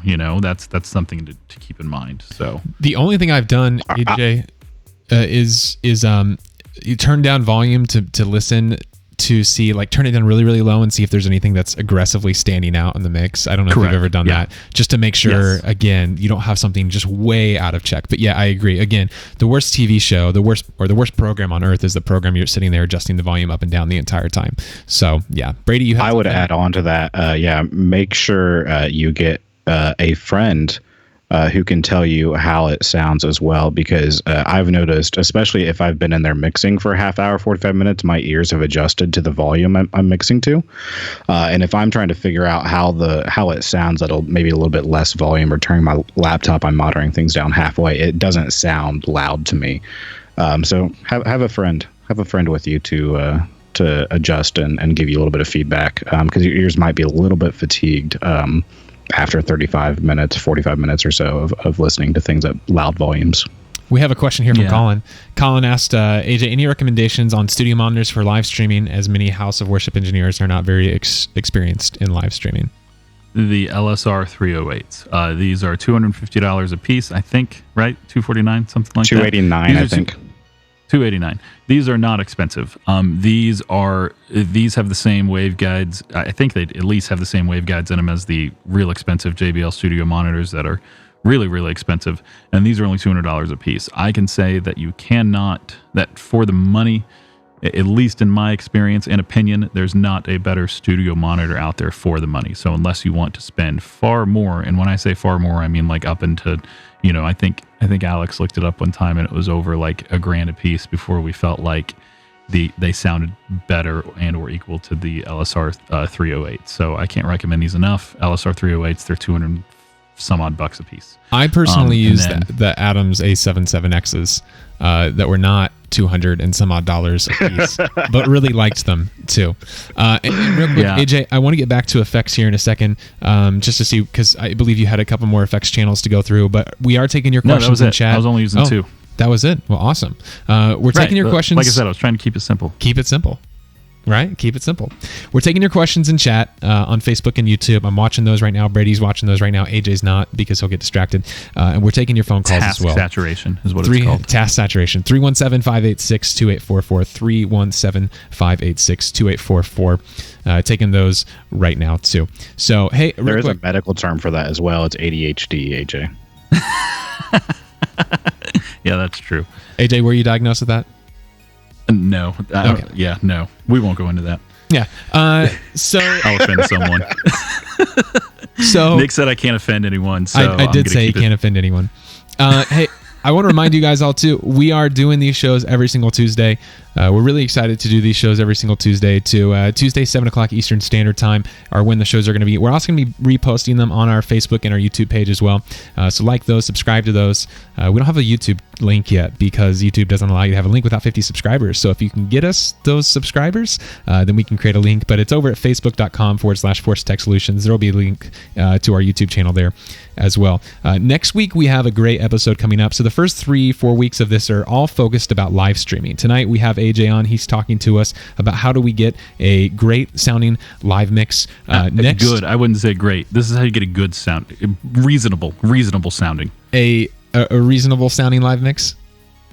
It's reasonable. Just, I felt like it sounded reasonable. I do want to point out too that you're not using any Waves plugins or any crazy advanced, which it was our target tonight, was not to do anything over the top insane.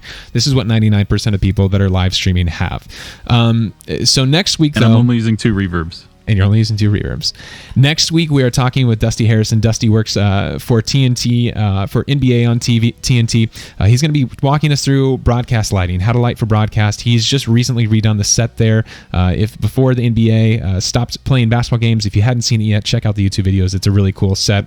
The following week, we have Simon Roberts on. Simon is joining us to talk about how to do video for video. So Simon right now is Keith Urban's video engineer, as well as toured with Iron Maiden and a bunch of other different people.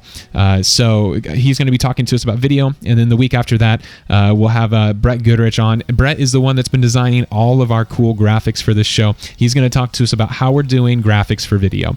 So Brett will be on the week following after that as well. Every Tuesday here, 7 p.m. Eastern Standard Time. And I want to emphasize too, it's not just talking. We're taking your questions and taking your phone calls as well. We'll see how that goes.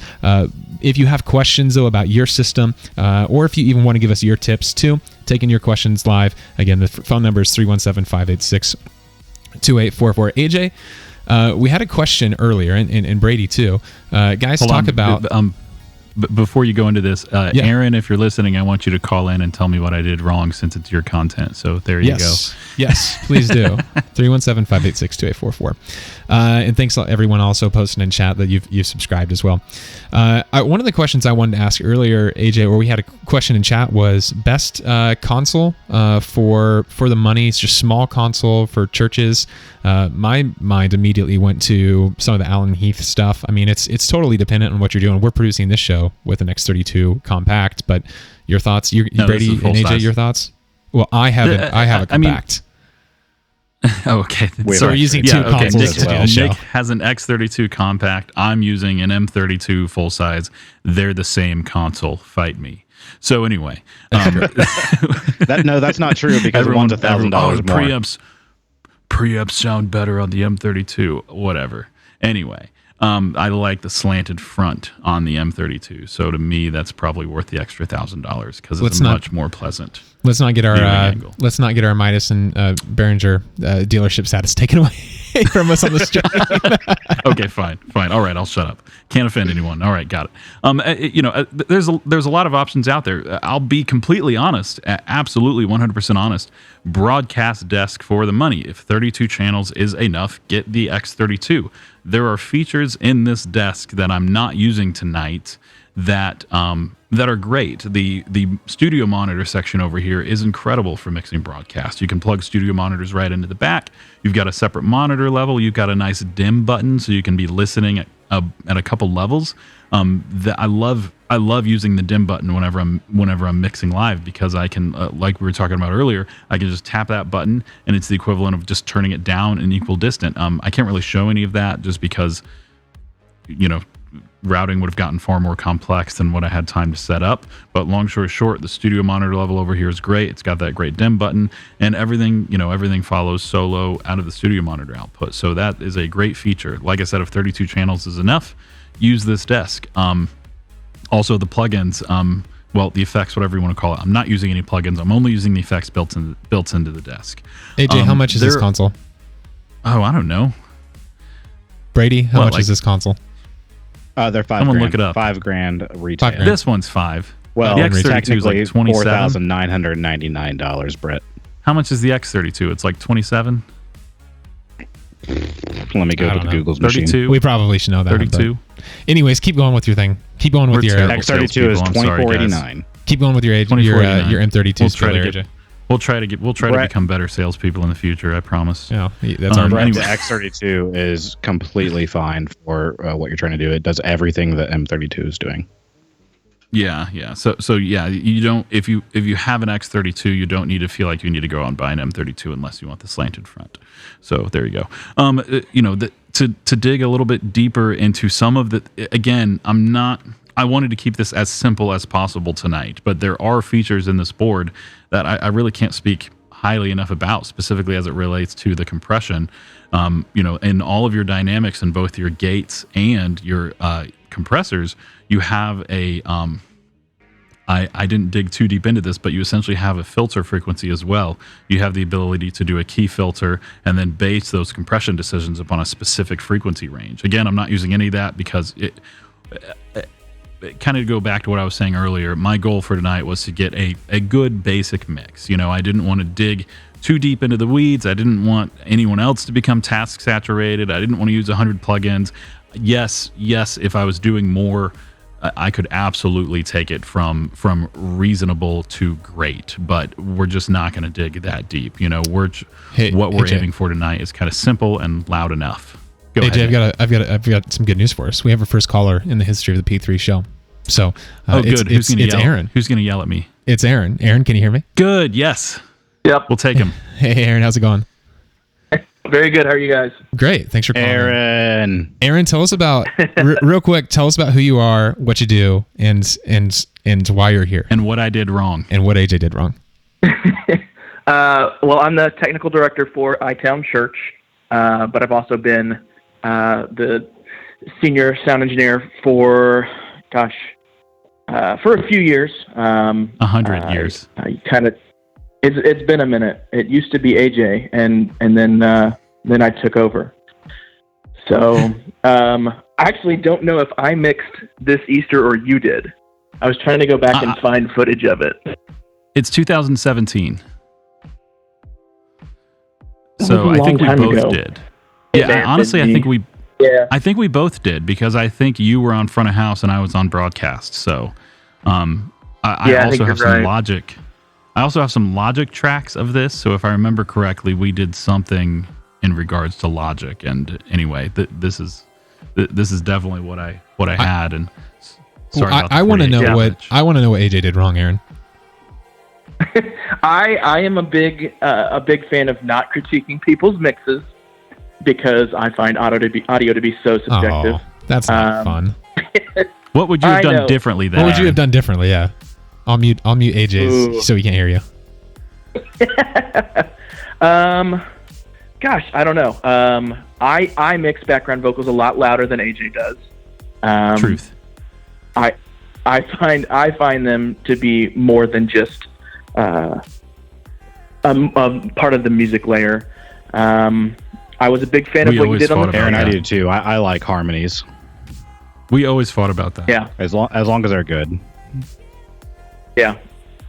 Yeah. Obviously, you're doing quite a bit, because I would have had so many Waves plugins running right now to get to where I wanted to be. That's fair. Yeah. Well, and I think one of the things we want to hit on. Sorry, I think one of the things we wanted to hit on too was just the fact that, doing it without the waves, but where you can use waves, obviously they're incredibly helpful. So, yeah, I definitely don't want to discredit waves. Some of the things I would have done differently, like I said, if this was completely me, and I knew I could handle it, that's, you don't want to add more than you can handle. I think that's what's important. You want to start yourself simple, which is what I wanted to show tonight, and you don't want to add more than you can handle. One of the big things I would have done differently is, I think I said this earlier, I would have used the combinator and inserted that somewhere in the stream, which is essentially a multi-band compressor. That would have helped me kind of shape the mix a little bit more. But I didn't use that, honestly, because I didn't feel like I had time, and But at the end of the day, my goal was to keep everything, like I said, just as simple as possible. I wanted to be able to relate what I'm doing here to the average to the average Joe church that unfortunately may not have a very large, nice desk with full Waves plugins. Hey, which one of you guys are more expensive with the M7? Neither of you. So I'll just ask the question in general. I actually have quite a bit of experience. Oh, there he is. Nick. Brady's back. We have I'm back. We have the question here, which is from Jeff from our Facebook chat. He says, running the Yamaha M7 CL for both the front of house and live stream. Mixing the live stream via stereo matrix to the TriCaster sounds great in his headphones, but have no control over some things in the live stream. Drums could be too loud, but turning the faders off doesn't affect the live stream. Confused how great sound turns out bad on my mixer to the live stream. Frustrating. It sounds to me like it's kind of maybe a routing issue. I don't know. Is that kind of what it sounds like to you guys? It sounds to me like I can't just. It sounds to me like he might be, and maybe you can reply to us in the chat, Jeff. Are you mixing matrix separately, or are you just taking a full left-right off of your mains into a matrix and then using that as a post-fade mix? I don't think you. I could be wrong, and I'm probably wrong. Maybe you can send a channel to a matrix on the. You can send your left-right to a matrix on the M7. No, not the left-right. I know you can send an output to the matrix. Can you send an input to a matrix on an M7? Matrix? I don't know. You can. Brady says you can. Okay, and he's the most experienced with the M7. Yep. So it's not fun. I'm doing the same thing on a D-Live. Yeah, I mean, you're just using a matrix? You're not using a post-fade mix, Aaron? Correct. I'm actually sending my left-right to a matrix, and I'm actually doing a couple additive channels like Pastor's mic. I'm double bussing into that matrix just to get him up to match my music bed. Aaron, I'm doing the same thing on a Midas Pro 2 for mine. I'm using it's a straight off the left-right, and I actually have it pre-fade. That way I can turn the house down when the pastor's on, so I don't get the boominess of the room, because it's a concrete box with no chairs in it currently. And I'm also sure. double busing both my pre and post and my pastor. That way I have extra volume control if I need it. That's awesome. So yeah. Real quick, so we have a question here from Kyle, and this might. So we're still taking your phone calls. We're still taking your questions in chat. We've got about 10 minutes left in the show. 317-586-2844 is the phone number to call. But we had a question in chat from Kyle Cochran. Kyle asked, "How are we taking Aaron's call into the offsite X32?" So yeah, I think it would be good with our last 10 minutes to hit on this of how we're doing this unbelievably complicated mess through OBS and some other things too. So first off, I want to mention that our company, Force Technology Solutions, is who we are producing the show for and from.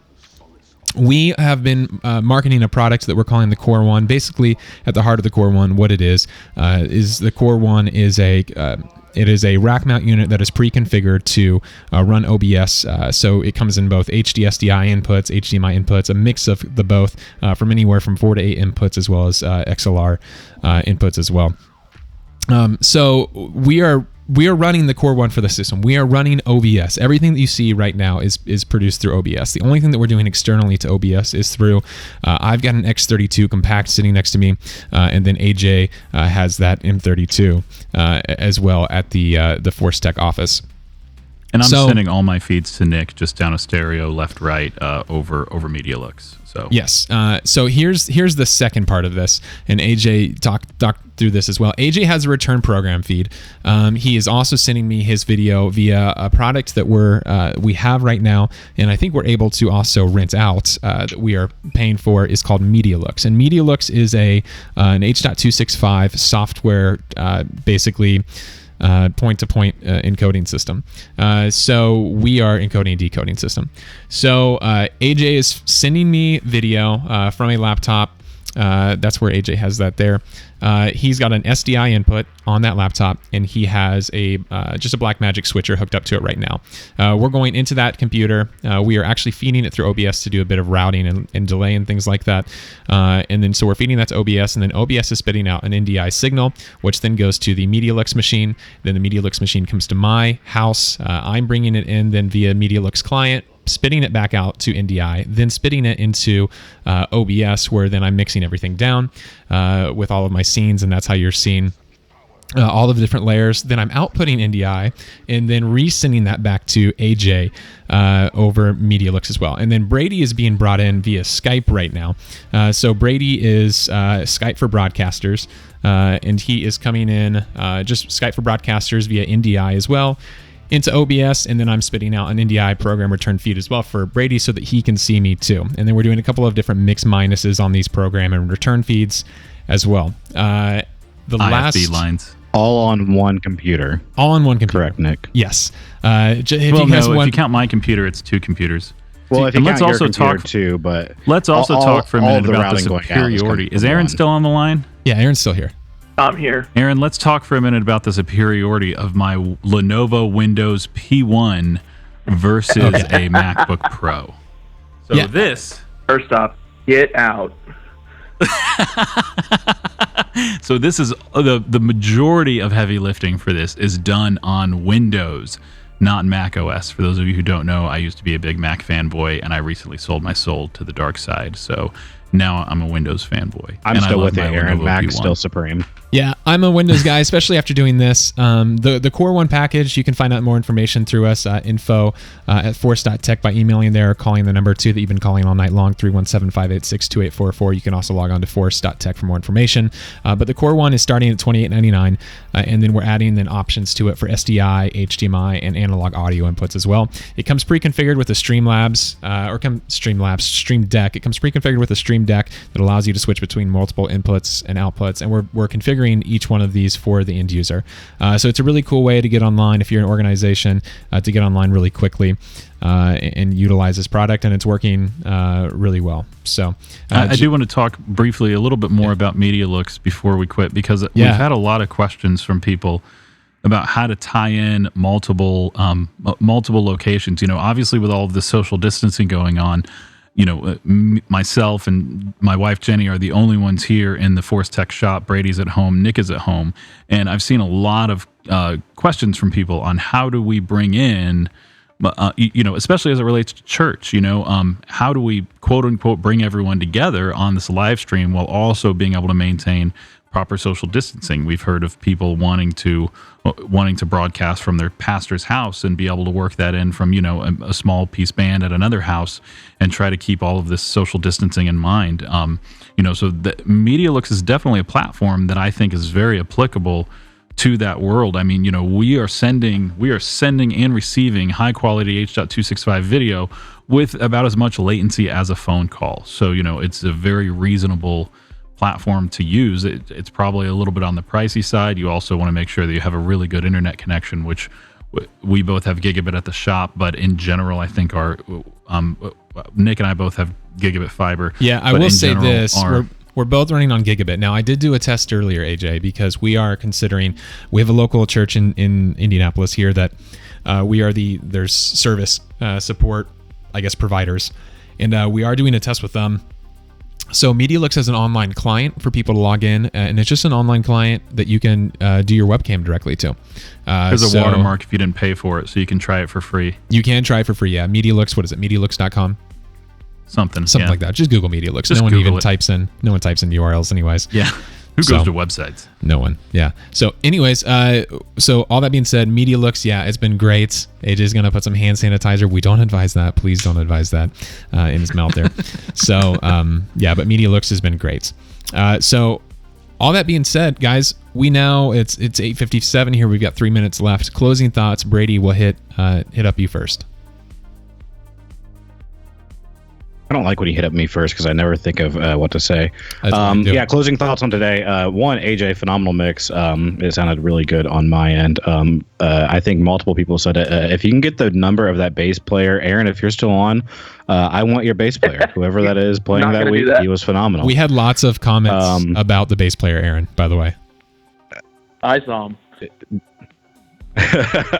He was phenomenal. Aaron, do you remember who it was that year? Yeah, I do. And he's not going to say his name. We'll keep and it I like secret. it. We'll keep it secret. And he's not saying who it is. Brady, you're closing. One, get a good bass player. Two, make sure what know where you're going and make sure you're listening with things. I think that was one of my biggest takeaways of AJ is turning on and off like your EQ and stuff and seeing if what you're doing is actually helping. Those are some of my closing thoughts. Nice. And then AJ, your closing thoughts for tonight.